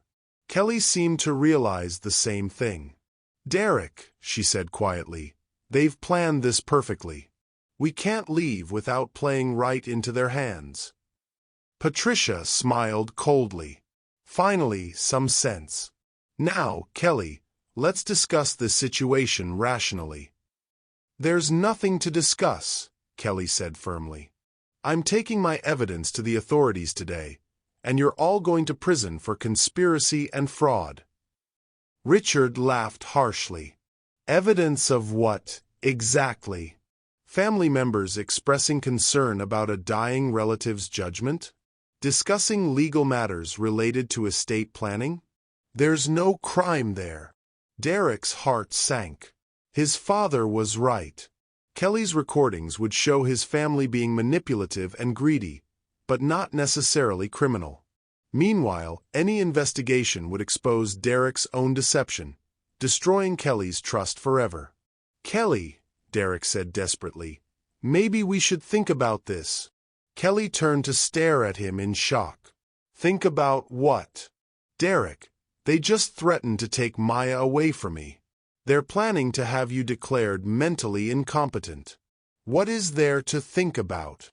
Derek felt the walls closing in. If he supported Kelly's plan to expose the conspiracy, his own lies would be revealed. If he didn't support her, she would think he was either truly mentally compromised or that he was somehow complicit with his family. I just want to make sure we're doing this right. Derek said weakly. If we move too fast. If we don't move fast enough, we lose everything, Kelly interrupted, her voice rising with frustration. Derek, they're not going to wait for us to get comfortable with the idea of fighting back. Christopher smiled smugly. See, even Derek can see reason. Maybe you should listen to your husband, Kelly. Kelly's eyes flashed dangerously. My husband is fighting for his life. He's not thinking clearly because he's terrified and sick. But I am thinking clearly, and I'm not going to let you destroy our family. Derek felt his deception crushing him from all sides. Kelly was defending his compromised judgment due to his fake illness, while his family was using his supposed mental deterioration to justify their threats. He was trapped in a web of lies that was being used against everyone he loved. Kelly, Patricia said in her most condescending tone, You're obviously struggling with the reality of Derek's condition. Perhaps you should consider getting some professional help." "Professional help?" Kelly's voice was deadly quiet. "Counseling," Richard added helpfully. "For the stress, the paranoia, the wild accusations. No one would blame you for having a breakdown under these circumstances." Derek saw the trap closing around Kelly. His family was setting her up to appear mentally unstable, using her determination to protect their family as evidence of her unfitness as a mother. "You're trying to gaslight me," Kelly said with calm certainty. "Make me doubt my own perceptions, my own sanity. Classic abuser tactics." Christopher laughed cruelly. "Or maybe you really are losing it. The stress of Derek's illness, the pressure of managing finances you don't understand, the responsibility of raising a child in this situation, it would break anyone. Especially someone from your background." The racial implication hung in the air like poison. Derek felt rage building to dangerous levels. "What exactly do you mean by her background?" Derek asked, his voice low and threatening. "People who aren't used to handling complex family situations," Patricia said delicately. "Kelly's upbringing was very different from ours. Perhaps she's not equipped to navigate these waters." Kelly's laugh was sharp and bitter. "You mean because I'm black?" "Don't be ridiculous," Richard said quickly. "This has nothing to do with race." "Doesn't it?" Kelly challenged. "You've never accepted me as part of this family. You've never thought I was good enough for Derek. And now that you think he's dying, you want to erase me and Maya from the picture completely." "Maya is Derek's daughter," Patricia said coldly. "She deserves to be raised with proper values, proper education, proper connections. Not in some inner-city apartment by a single mother who's clearly having a nervous breakdown." Derek snapped. "That's enough. All of you, get out of my house. Now." "Your house?" Christopher laughed. "Derek, you're dying. This will be our house soon enough." "Not if I have anything to say about it," Kelly said fiercely. "And I do." Richard pulled out his phone again. "That's it. I'm calling Dr. Harrison. Derek needs immediate medical intervention. And Kelly needs psychiatric evaluation." Derek's blood turned to ice. If his father called Dr. Harrison, the doctor would have to choose between maintaining Derek's deception or exposing it to protect himself from the family's pressure. "Don't call anyone," Derek said quickly. "We can handle this as a family." "Can we?" Patricia asked pointedly. "Because it seems like someone has turned you against your own blood relatives." Kelly stepped forward, her phone still recording. "I haven't turned Derek against anyone. I've opened his eyes to what you really are." "And what are we, exactly?" Christopher asked dangerously. Kelly's voice was steady and clear. "Greedy, racist, manipulative people who are using Derek's illness to steal his money and his daughter." The silence that followed was electric with tension. Derek realized that Kelly had just declared war on his family while operating under false assumptions about the real conspiracy. She was fighting the right battle for the wrong reasons, and the truth would destroy her when it came out. "Kelly," Derek said desperately, "maybe we should talk privately before." "No more talking," Kelly said firmly. "I'm done being polite to people who want to destroy our family. I'm taking my evidence to the FBI this morning, and by tonight, you'll all be under federal investigation." Christopher's face twisted with rage. "You stupid!" "Careful," Kelly warned, holding up her phone. "Still recording." Richard pocketed his phone with a grim smile. "Fine. We'll do this the hard way. But Kelly, you should know, we have resources you can't imagine. Connections at every level of law enforcement, the judiciary, social services. You're about to start a war you can't win." Kelly's smile was sharp and fearless. "Try me." Derek watched his wife stand alone against his family's threats and felt something break inside him. Kelly was willing to take on the world to protect him and Maya, based on evidence that would ultimately expose his own deception. She was about to sacrifice everything for a husband who had been lying to her from the beginning. What would you do if you discovered your family was willing to threaten and intimidate the person you love most? Kelly is about to take on powerful enemies to protect her family, but she doesn't know the whole truth. How do you think this will end? Let us know in the comments.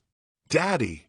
Everyone turned to see Maya standing at the end of the hallway in her pajamas, clutching her stuffed elephant. She looked small and frightened, sensing the tension without understanding it. "What's wrong?" Maya asked in a tiny voice. "Why is everyone angry?" The sight of their daughter broke the standoff momentarily. Kelly immediately moved toward Maya, but Patricia stepped into her path. "Maya, sweetheart," Patricia said in sickeningly sweet tones. "Come to Grandma. The grown-ups are having a discussion." Maya looked uncertainly between her grandmother and her mother, clearly confused by the strange atmosphere. "I want Mommy," Maya said, reaching for Kelly. Patricia's expression hardened. "Maya, you need to learn that sometimes what we want isn't what's best for us." Derek felt something snap completely. His family threatening Kelly was one thing, but involving Maya directly was unforgivable. "Don't you dare use my daughter as a pawn in your sick games," Derek said, moving to sweep Maya into his arms. "Our granddaughter," Richard corrected coldly, "who will need proper guidance after you're gone." Maya's eyes filled with tears. "Daddy's not going anywhere. Mommy said you'd get better."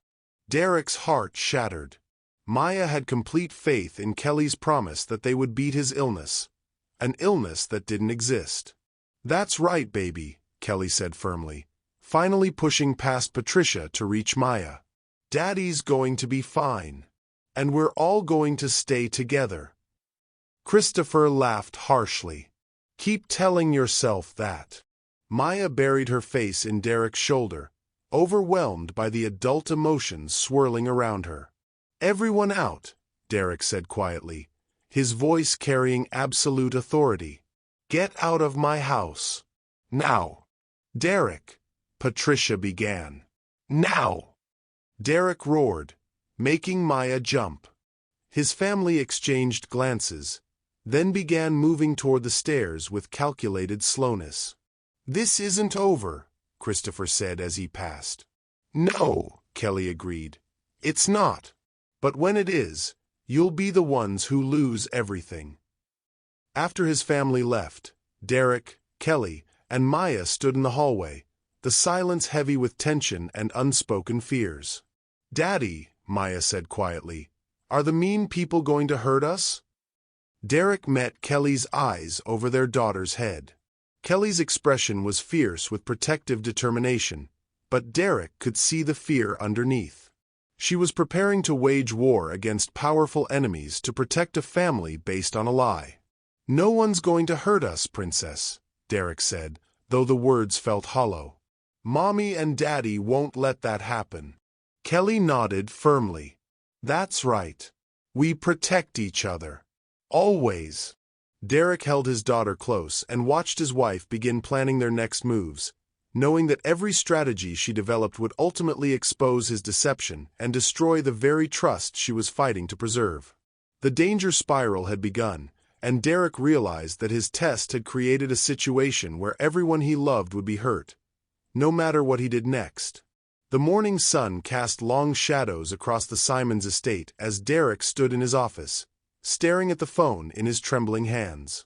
Kelly had left an hour ago with Maya, heading to what she believed was a crucial meeting with an independent oncologist who would expose his family's conspiracy. But Derek knew the truth would be far more devastating than Kelly could imagine. Dr. Harrison's number glowed on the screen. One call would end this nightmare. Derek could confess everything, explain the deception, and face Kelly's justified fury. But as his finger hovered over the call button, Christopher's voice echoed from the hallway. "Told you this would happen." Derek's lost control completely. Derek moved to his office door, listening as his family regrouped after their confrontation with Kelly. "The woman is dangerous," Patricia said, her voice sharp with venom.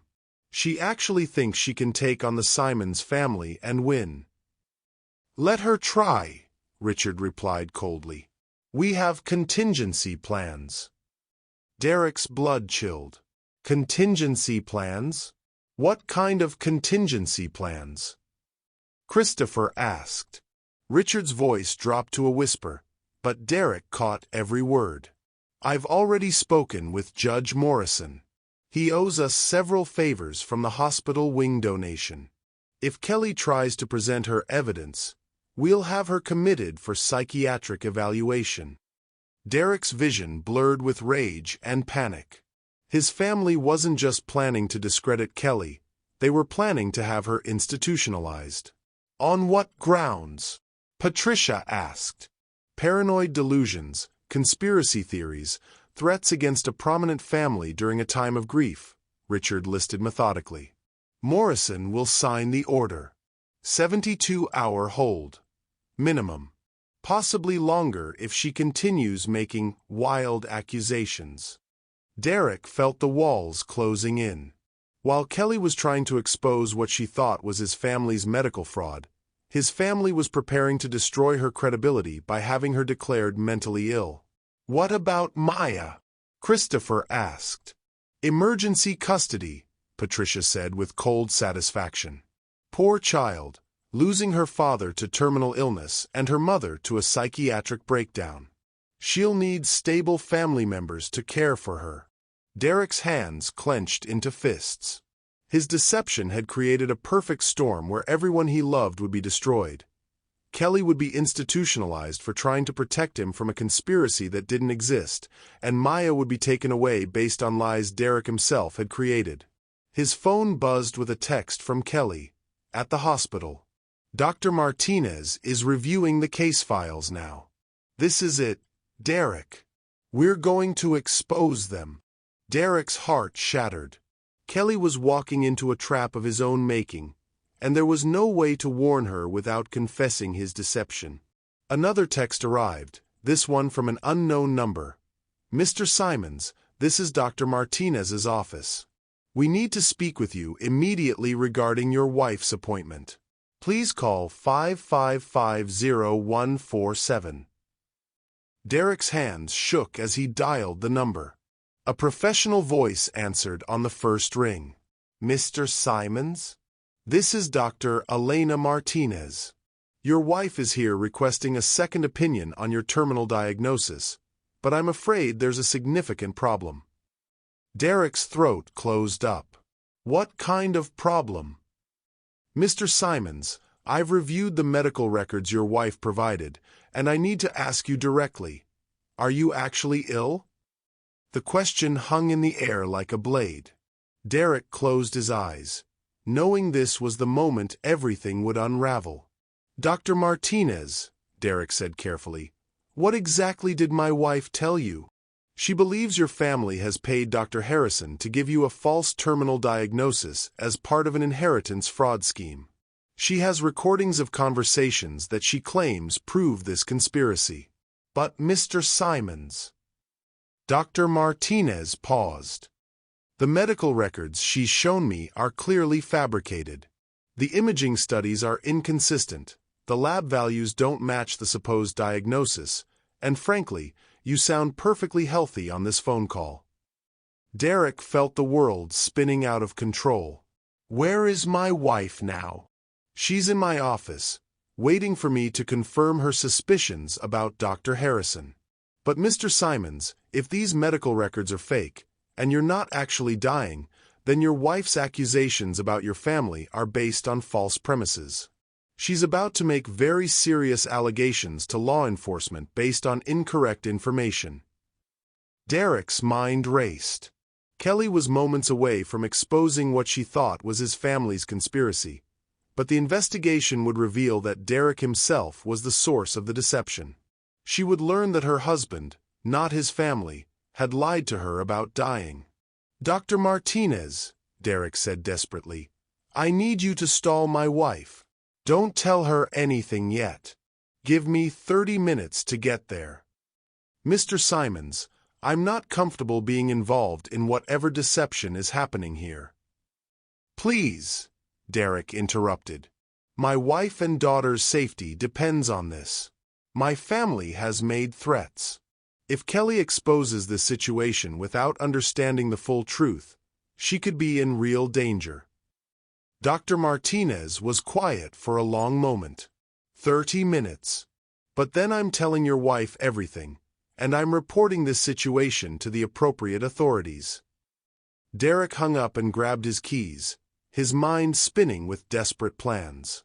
He had 30 minutes to reach Kelly before she learned the truth in the worst possible way.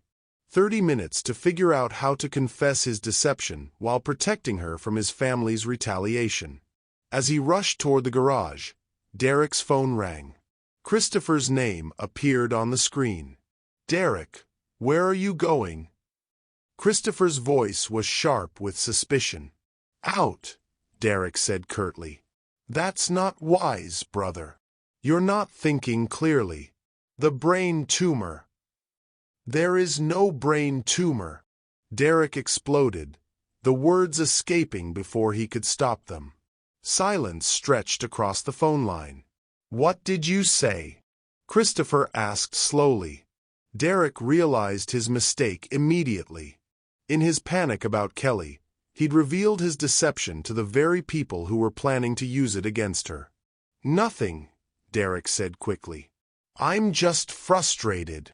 "There is no brain tumor," Christopher repeated, his voice filled with dawning understanding.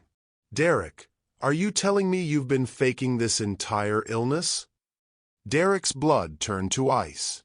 "Christopher, you son of a bitch," Christopher breathed. "You've been testing us. This whole dying act, it's been a setup." Derek could hear his brother's mind working, connecting the dots. "Kelly doesn't know, does she?" Christopher continued. "She actually believes you're dying. She's been fighting to save a husband who was never sick in the first place." Derek felt his world collapsing. "Christopher, listen to me." "No, you listen to me," Christopher snarled. "You want to play games? Fine. But Kelly's about to learn the truth about her devoted husband. And when she does, she's going to realize that everything she's been fighting for is a lie." The line went dead. Derek stared at his phone in horror, realizing that Christopher now had the ultimate weapon against Kelly, the truth about Derek's deception. Derek's phone immediately rang again. This time it was Patricia. "Derek, darling." His mother's voice was sickeningly sweet. "Christopher just shared the most interesting news with us." "Mother, you've been lying to that poor woman," Patricia continued with false sympathy. "Making her believe you're dying, watching her fight to save you, letting her wage war against your family to protect a husband who was never in danger." Derek felt nauseous. "It's not what you think." "Oh, but it is exactly what I think," Patricia said coldly. "You wanted to test our loyalty? Well, congratulations, Derek. You've just handed us the perfect weapon to destroy Kelly's credibility forever." Derek's vision blurred with panic. "What do you mean?" "Think about it, darling. Kelly is about to accuse us of medical fraud and conspiracy. But what happens when the investigation reveals that you, her own husband, orchestrated the entire deception? Who's going to believe anything she says after that?" Derek realized the devastating trap he'd created. Kelly's evidence against his family would be meaningless once it was revealed that Derek himself was the mastermind behind the fake diagnosis. Worse, Kelly would appear to be either complicit in the deception or so gullible that she couldn't be trusted with important decisions. "You're going to use this against her," Derek said, the words barely a whisper.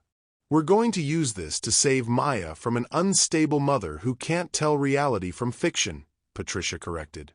A woman so delusional that she believed her husband was dying and launched a crusade against his family based on complete lies. Derek felt his knees buckle. His test had created the perfect scenario for his family to destroy Kelly and take Maya. Kelly's fierce protection of their family would be reframed as evidence of her instability and poor judgment. "Derek," Richard's voice came on the line. They had him on speakerphone. "You have a choice to make. Come home now, confess your deception to Kelly yourself, and help us transition Maya into a more stable living situation. Or we'll let Kelly discover the truth from the authorities, and she'll lose all credibility as a witness and as a mother." Derek's hands shook as he gripped the steering wheel. "You can't take Maya away from Kelly. She's a good mother. A good mother who can't tell when her own husband is lying to her about terminal illness?"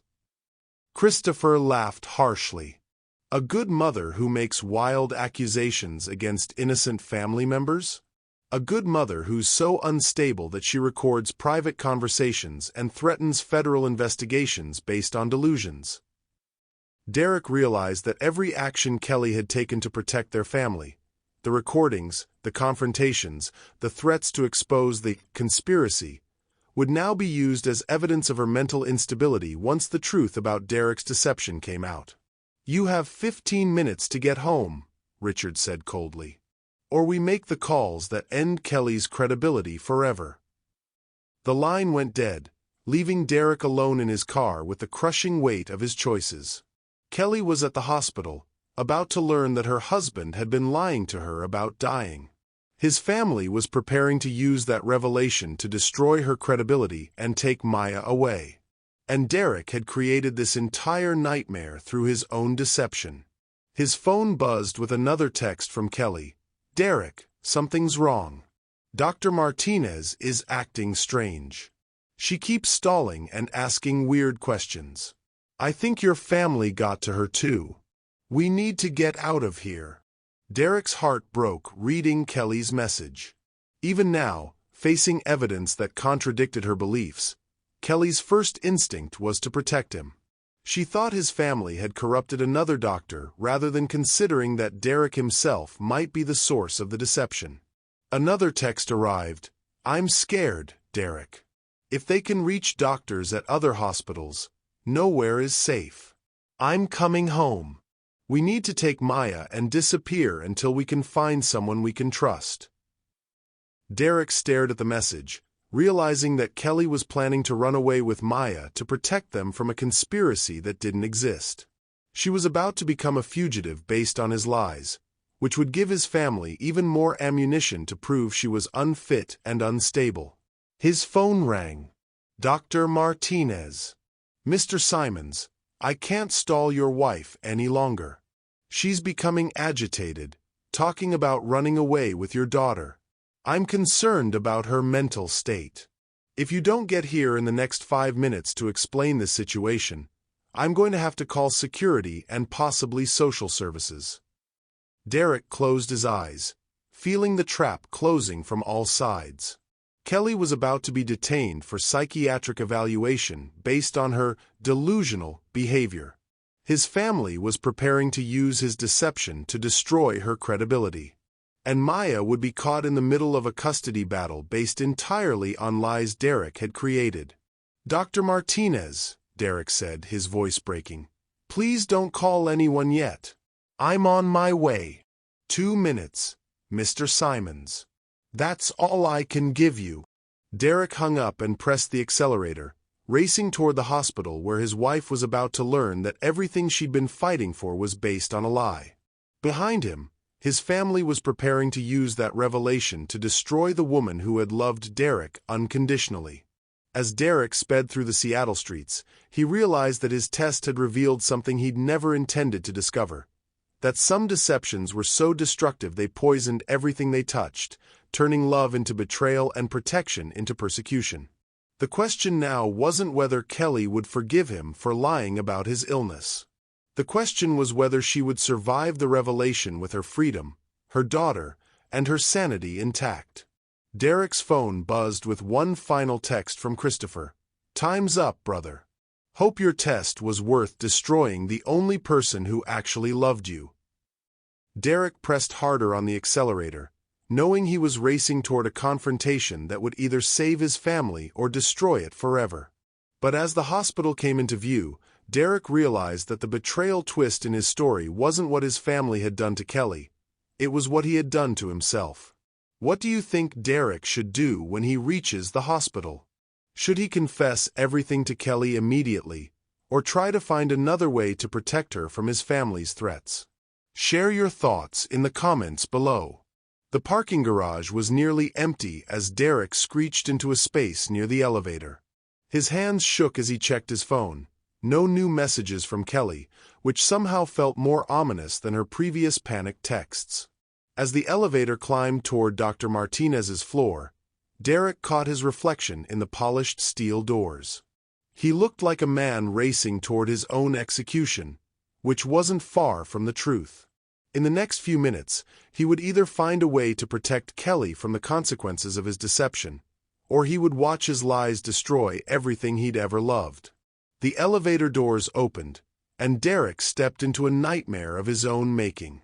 Derek burst through the doors of Dr. Martinez's office to find Kelly pacing like a caged lioness, her phone pressed to her ear. Maya sat in a corner chair, clutching her stuffed elephant and looking confused by the tension radiating from her mother. "Don't care what you think you know," Kelly was saying into the phone, her voice tight with controlled fury.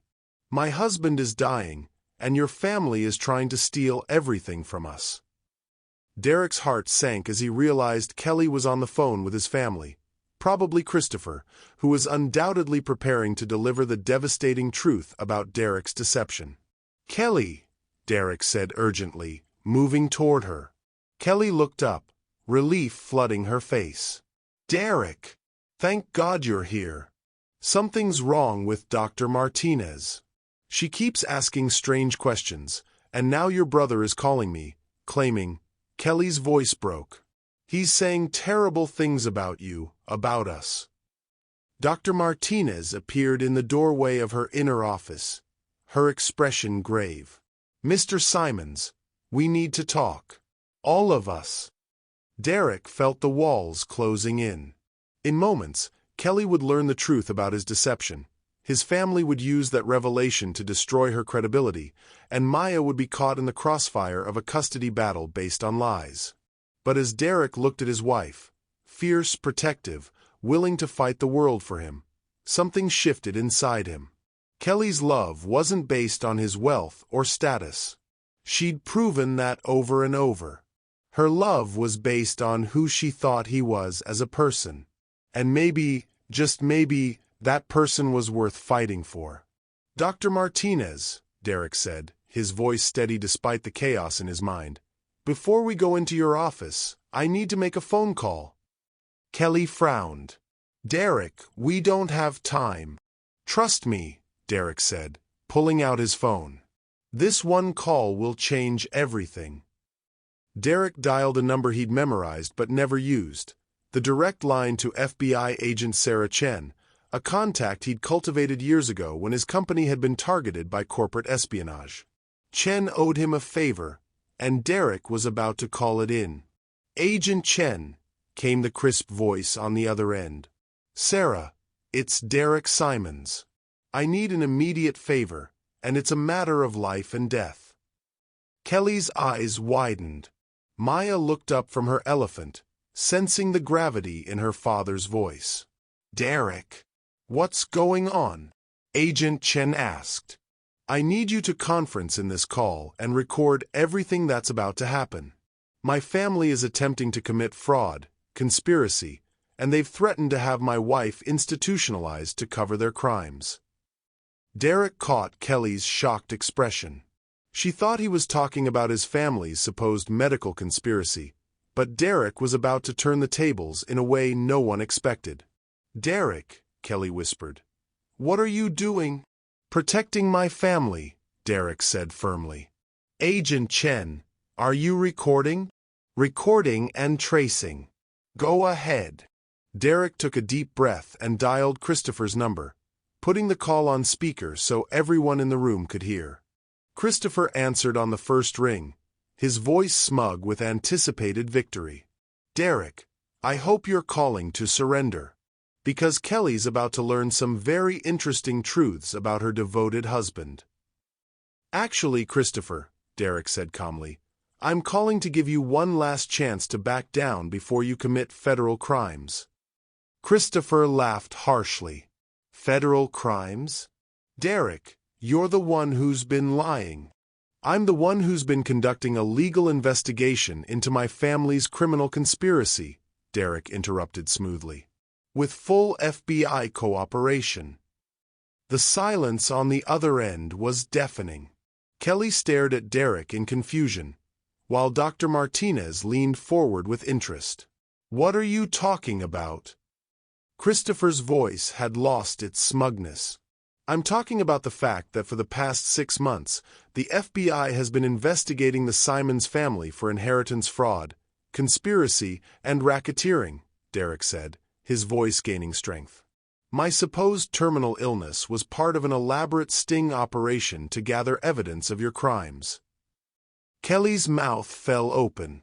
Maya looked between her parents, not understanding but sensing something important was happening. "That's impossible," Christopher sputtered. "You're lying." "Agent Chen," Derek said clearly, "please confirm for my brother that this investigation is real and that all conversations in the Simons household have been monitored and recorded for the past week." Agent Chen's voice came through the speaker, crisp and official. "Christopher Simons, this is FBI agent Sarah Chen. You are correct that this is an active federal investigation. All conversations at the Simons estate have been recorded with proper warrants. Your threats against Kelly Simons and plans to fraudulently obtain custody of Maya Simons constitute federal crimes." Derek watched Kelly's face transform from confusion to amazement to fierce pride. She was beginning to understand that Derek hadn't been the victim of his family's conspiracy. He'd been the architect of their downfall. "Furthermore," Agent Chen continued, "your attempts to bribe medical professionals, intimidate witnesses, and use judicial connections to commit fraud are all documented and admissible in court." Christopher's voice was barely a whisper. "Derek, what have you done?" "I've done what I should have done years ago," Derek said firmly. "I've stopped letting you and our parents treat the people I love like they're disposable." Patricia's voice came through the phone. She'd obviously grabbed it from Christopher. "Derek, darling, surely we can work this out as a family." "There is no family," Derek said coldly. "There are criminals who happen to share my DNA, and there's my real family, Kelly and Maya." "You can't do this to us," Richard's voice joined the call. "We're your blood." "You threatened to have my wife institutionalized," Derek said, his voice rising with controlled fury. "You planned to steal my daughter. You've spent years treating Kelly like she wasn't good enough for this family because of her race. Blood doesn't give you the right to destroy the people I love." Kelly moved closer to Derek, her hand finding his arm. Her eyes were bright with tears, but they were tears of pride and love, not betrayal. "Agent Chen," Derek continued, "my family just threatened to have Kelly committed for psychiatric evaluation to discredit her as a witness. They've also discussed using their connections with Judge Morrison to fraudulently obtain custody of my daughter." "All documented," Agent Chen confirmed. "Judge Morrison will also be investigated for corruption." The silence from Derek's family was complete now. Derek could practically hear them realizing that their threats and schemes had been recorded by federal agents. "Derek," Kelly said softly, "how long have you been planning this?" Derek turned to face his wife, knowing this was the moment of truth. "Kelly, I need you to know that everything I've done has been to protect you and Maya. But I also need to confess something that's going to hurt." Kelly's expression grew concerned. "What is it?" "The terminal illness," Derek said, his voice breaking. "It was fake. I created the diagnosis to test my family's true nature. I wanted to see who would stand by me when they thought the money didn't matter anymore." Kelly stared at him for a long moment, processing this revelation. Derek braced himself for her anger, her sense of betrayal. Instead, Kelly started laughing. "You think I didn't know?" she said, shaking her head with amazement. "Derek, I'm a social worker. I've dealt with terminal patients. Your symptoms were inconsistent, your timeline was too precise, and Dr. Harrison was clearly acting." Derek's mouth fell open. "You knew." "I suspected from the beginning," Kelly said, moving closer to him. "But then I realized what you were really doing. You were testing your family. And honestly, after years of their subtle racism and condescension, I wanted to see their true colors too." Derek stared at his wife in amazement. "So when you were gathering evidence—" "I was gathering real evidence of their real crimes," Kelly said with a sharp smile. "The threats, the bribery attempts, the plans to steal Maya, all of that was genuine criminal behavior, regardless of whether your illness was real." Dr. Martinez stepped forward. "Mrs. Simons, when you came to me today, you suspected the diagnosis was fake?" "I suspected Derek's family had somehow coerced Dr. Harrison into giving a false diagnosis," Kelly said. "I didn't realize Derek was behind it, but I knew something was medically wrong with the whole situation." Agent Chen's voice came through the phone again.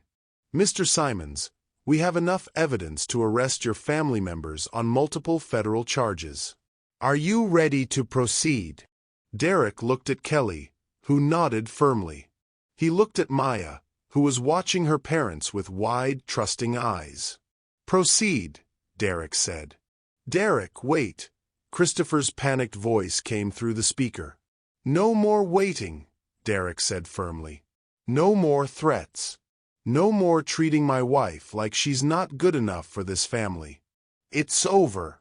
Agent Chen's voice was professional and final.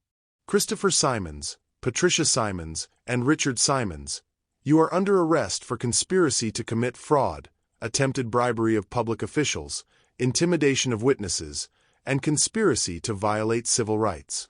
Federal agents are at your location now." Through the phone, Derek could hear the sounds of his family being arrested. Doors opening, official voices reading Miranda rights, his mother's shocked protests. Kelly moved to Derek's side, taking his hand. "How long have you been working with the FBI?" "I contacted Agent Chen 3 days ago," Derek admitted, "when I realized my test had put you and Maya in real danger from my family's threats. I needed federal protection for both of you." "And the recordings I made?" "Perfect evidence," Derek said with a smile. "You documented their crimes better than any federal agent could have." Maya tugged on Derek's sleeve. "Daddy, are you really not sick?" Derek knelt down to Maya's level, his heart full of love and relief. "No, Princess. Daddy's not sick. Daddy was just making sure the bad people couldn't hurt our family anymore." Maya considered this seriously. "So you're not going to heaven like Grandpa Johnson?" "Not for a very long time," Derek promised, pulling Maya into a hug. Kelly knelt beside them, wrapping her arms around both Derek and Maya. "So what happens now?" Derek looked at his wife, the woman who had seen through his deception but loved him anyway, who had fought to protect their family even when she thought he was dying, who had gathered evidence against real criminals while thinking she was exposing a medical conspiracy.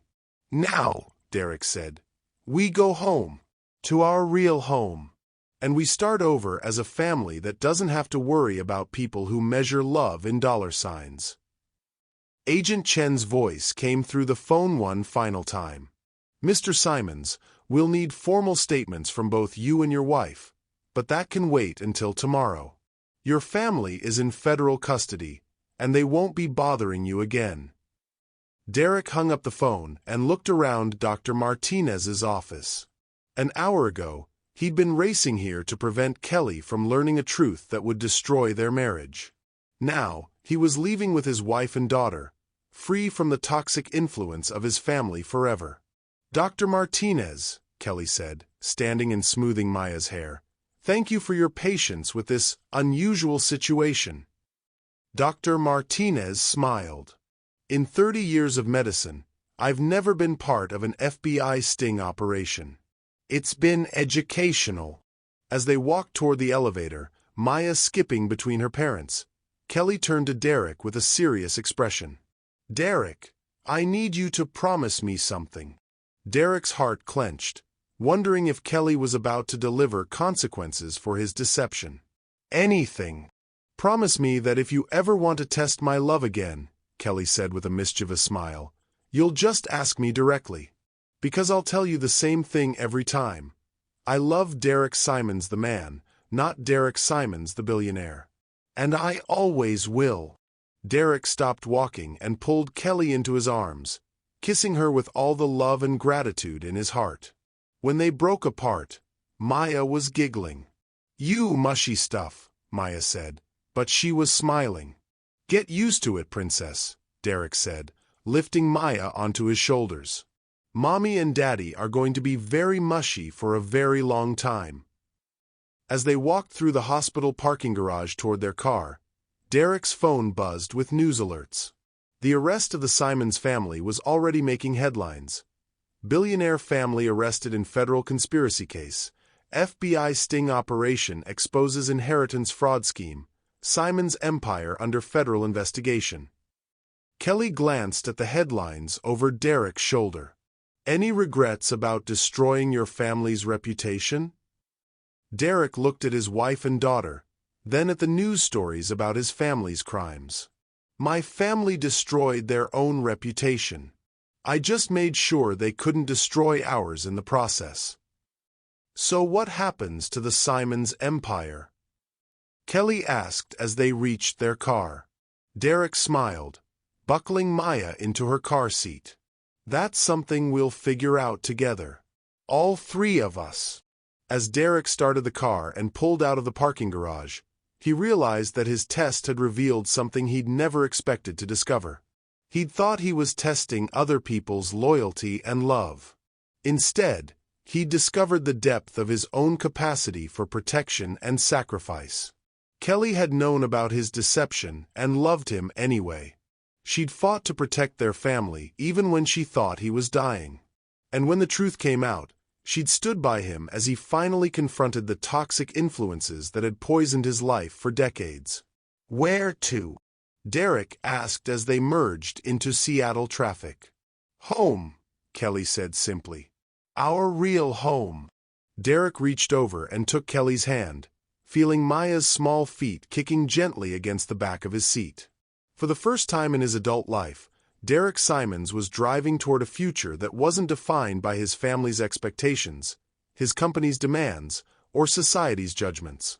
He was driving toward a future built on love, truth, and the unshakable foundation of a family that had chosen each other over everything else. How do you think Derek and Kelly should rebuild their lives now that his toxic family is out of the picture? What would you do with billions of dollars and the freedom to start completely fresh? Share your thoughts in the comments below. The Seattle skyline glittered in the distance as Derek drove his family home, but for the first time, the city looked different to him. It wasn't the backdrop for his business empire or the stage for his family's social prominence. It was simply the place where he'd learned the difference between being wealthy and being rich, and where he discovered that love was the only currency that truly mattered. As they pulled into their driveway, Derek realized that the most important test of his life hadn't been the one he'd designed for his family. It had been the test Kelly had unknowingly given him, the test of whether he was brave enough to choose love over legacy, truth over tradition, and family over fortune. He'd passed that test. And now, finally, Derek Simons was ready to discover what came next. 1 year later, the morning sun streamed through the windows of the renovated community center in South Seattle, casting warm light across the bustling activity within. Derek Simons stood in what used to be a cramped, underfunded facility and marveled at the transformation. New computers hummed quietly in the technology lab, children's laughter echoed from the expanded daycare center, and the scent of fresh paint mixed with the aroma of coffee from the new cafe that provided job training for local residents. "Daddy, look!" Maya's voice called from across the room where she was helping younger children with a reading program. At 9 years old, she moved through the community center like a little ambassador, equally comfortable speaking with tech executives and homeless veterans. Derek smiled, watching his daughter, their daughter, embody the values he and Kelly had worked so hard to instill. Maya understood that privilege came with responsibility, that wealth was meaningless without compassion, and that family was defined by love, not blood. "Mr. Simons?" A young woman approached, tablet in hand. "The Seattle Times reporter is here for the anniversary interview." Derek nodded, straightening his casual button-down shirt. Gone were the days of $1,000 suits and power ties. These days, Derek dressed for comfort and practicality. He spent most of his time in community centers, schools, and non-profit offices rather than corporate boardrooms. The reporter, a sharp-eyed woman named Jessica Torres, was setting up her equipment near the center's new memorial wall, a display honoring community members who had overcome significant challenges with the center's support. "Mr. Simons," Jessica said, extending her hand, "thank you for agreeing to this interview. It's been exactly 1 year since your family's arrest made national headlines. How has your life changed?"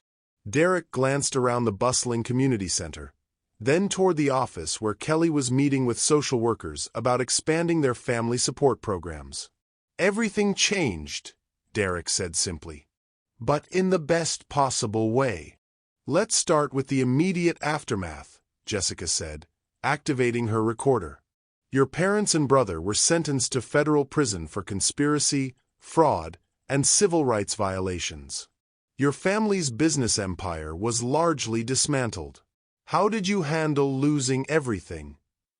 Derek's smile was genuine and peaceful. "I didn't lose everything. I lost the things that were poisoning my life and kept the things that mattered. My wife, my daughter, and the opportunity to build something meaningful." The Simons Foundation has become one of the most innovative philanthropic organizations in the country, Jessica noted. "Tell me about that transformation." Derek looked toward Kelly's office, where he could see her animated discussion with community leaders through the glass walls. "The foundation was Kelly's idea," Derek said. "She pointed out that I'd spent years accumulating wealth to prove my worth to people who would never value me as a person. She suggested I use that wealth to prove my worth to myself instead." "How so?" "By addressing the systemic issues that create the kind of desperation my family exploited," Derek explained. "We focus on 3 areas: legal aid for families facing inheritance fraud, mental health support for people dealing with family trauma, and economic development in underserved communities." Jessica made notes on her tablet. "The legal aid component is particularly interesting. You've helped expose dozens of similar inheritance fraud schemes." Derek's expression grew serious. "My family wasn't unique. Wealthy families across the country use similar tactics: fake medical diagnoses, manufactured mental health crises, judicial corruption, to manipulate inheritance decisions. We've created a network of attorneys and investigators who specialize in exposing these schemes." "And the mental health component?" "People who grow up in toxic family systems often struggle to recognize healthy relationships," Derek said. "We provide counseling, support groups, and educational programs to help people break generational cycles of manipulation and abuse." Through the window, Derek could see Kelly wrapping up her meeting. She caught his eye and smiled, the same radiant smile that had captured his heart 10 years ago, now deepened by shared struggles and triumphs. "Your wife has become quite prominent in social justice circles," Jessica observed. "How has her role evolved?" "Kelly was always a leader," Derek said with obvious pride. "Now she has the resources to match her vision. She's developed programs that are being replicated in cities across the country. Kelly emerged from her office, moving toward them with the confident stride of a woman who had found her true calling. She wore a simple dress and comfortable shoes, practical attire for someone who spent her days working directly with families in crisis. "Jessica Torres, Seattle Times," the reporter said, standing to shake Kelly's hand. "I was just asking your husband about the foundation's work." Kelly settled beside Derek, their hands automatically finding each other, a gesture so natural it seemed unconscious. "The foundation is just the beginning," Kelly said. "We're working on legislation that would make inheritance fraud a federal crime with mandatory minimum sentences. We're also developing early intervention programs for children in wealthy families who show signs of emotional abuse or manipulation." "That's quite ambitious," Jessica noted. "Necessary," Kelly corrected. "Derek's family destroyed lives for decades before they were stopped. How many other families are doing the same thing right now, confident they'll never face consequences?"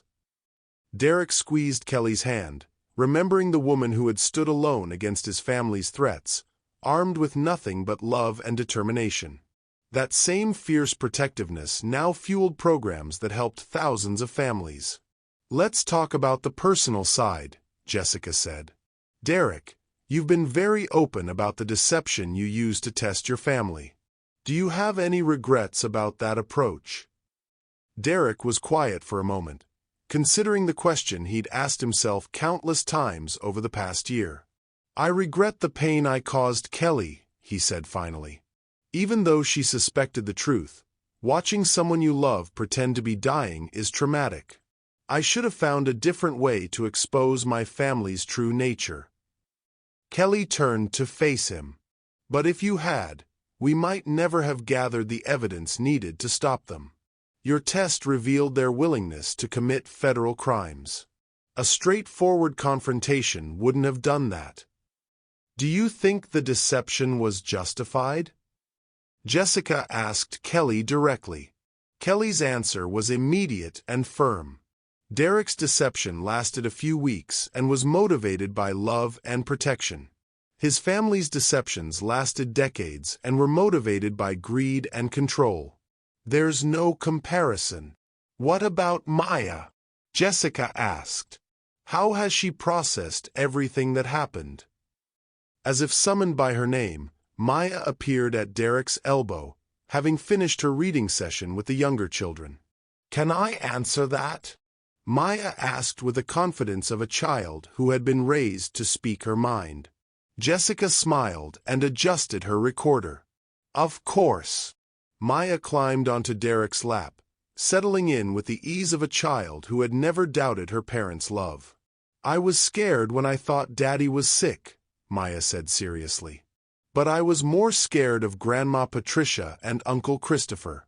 They were mean to Mommy, and they made me feel bad about being mixed."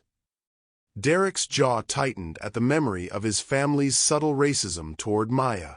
"But now," Maya continued, brightening, "I get to help other kids whose families are mean to them.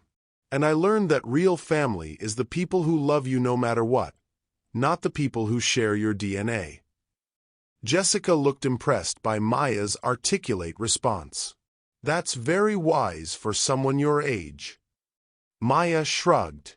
"Mommy and Daddy taught me that wisdom comes from experience, not age. And I've experienced a lot." Derek hugged his daughter closer, marveling at her resilience and insight. Maya had not only survived the trauma of the past year, but had emerged stronger and more compassionate. "What does the future hold for the Simons family?" Jessica asked. Kelly and Derek exchanged a look, the kind of wordless communication that came from deep partnership and shared vision. "We're expanding internationally," Kelly said.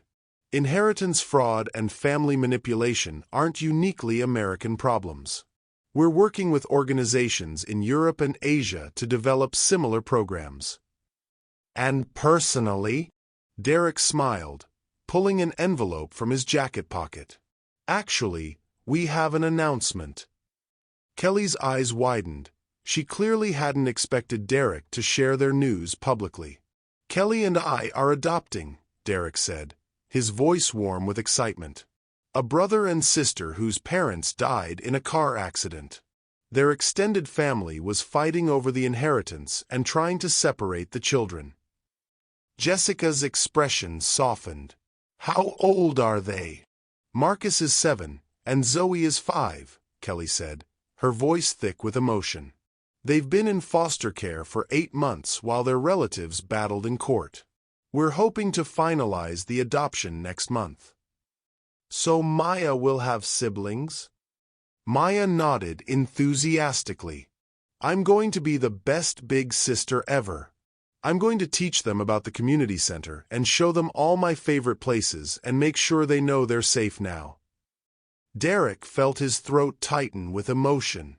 Maya's immediate acceptance and excitement about her new siblings embodied everything he and Kelly had hoped to achieve. A family built on love, inclusion, and mutual support rather than blood ties and social expectations. That brings your family to 5, Jessica observed. For now, Kelly said with a mischievous smile. We're also in the process of becoming licensed foster parents. There are so many children who need temporary homes while family situations are resolved. Derek looked at his wife with renewed amazement. Kelly's capacity for love and nurturing seemed limitless. She had transformed from a social worker helping individual families to a force for systemic change affecting thousands of lives. Let's talk about the broader impact, Jessica said. The Simons Foundation has influenced legislation in 12 states, helped prosecute over 40 inheritance fraud cases, and provided support to more than 3,000 families. How do you measure success? Kelly's answer was immediate.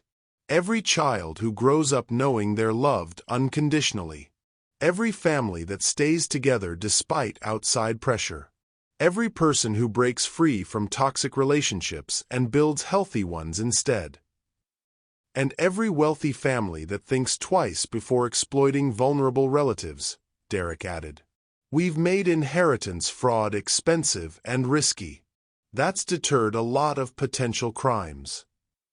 Jessica made final notes on her tablet. Any advice for families dealing with similar situations? Derek and Kelly looked at each other, then back at the reporter. Trust your instincts, Kelly said firmly. If something feels wrong, it probably is. Don't let people gaslight you into doubting your own perceptions. And remember that family is a choice, not an obligation, Derek added. You don't owe loyalty to people who treat you badly, regardless of your relationship to them. Document everything, Kelly continued. Keep records, make recordings when legal, gather evidence. Abusive people rely on their victims staying silent. Most importantly, Derek concluded, know that you're not alone. There are resources, support systems, and people who will believe you and help you fight back. Jessica turned off her recorder and packed her equipment. Thank you both. This has been incredibly insightful.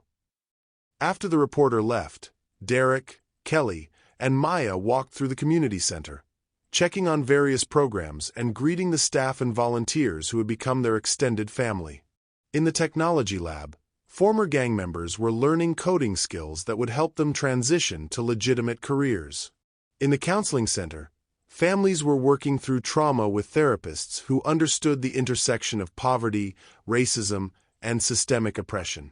In the child care facility, working parents could leave their children in a safe, nurturing environment while they attended job training or educational programs. Remember when you thought success meant having the biggest house and the most expensive car? Kelly asked as they watched children playing in the renovated code playground outside. Derek laughed, wrapping his arm around Kelly's waist. I thought success meant proving I was worthy of love. I had it backwards. Love is what makes you worthy of success. Maya ran ahead to join the children on the code playground, her laughter mixing with theirs in a symphony of pure joy. Do you ever miss it? Kelly asked quietly. The wealth, the power, the social status? Derek considered the question seriously. He still had significant wealth, the foundation's work was well funded, and his remaining investments continued to grow. But the lifestyle, the social climbing, the constant pressure to prove himself, all of that was gone. "I miss the security," Derek admitted, "knowing that money could solve most problems. But I don't miss the isolation, the constant suspicion about people's motives, or the pressure to maintain an image." And now, Derek looked around at the bustling community center, at the families whose lives had been transformed by the foundation's work, at his daughter playing with children from every background imaginable. "Now I have something better than security," Derek said. "I have purpose. And I have a family that loves me for who I am, not what I can provide."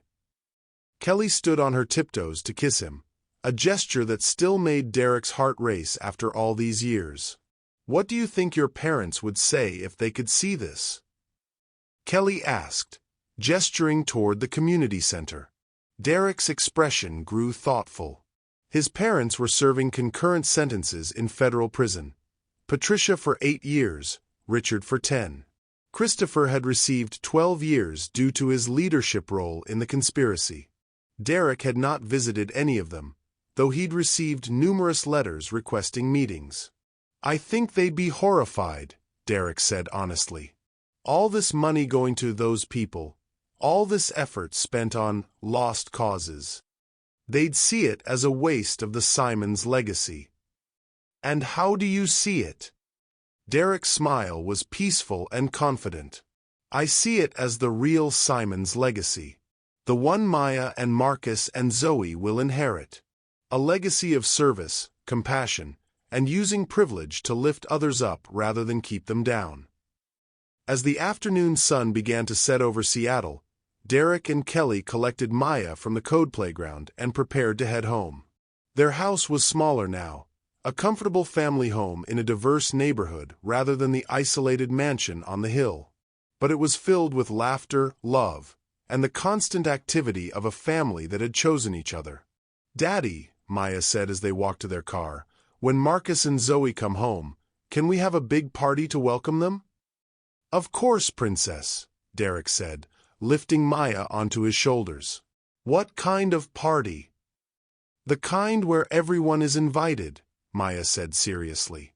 "All our friends from the community center, and Miss Rodriguez from my school, and the Johnson family from down the street.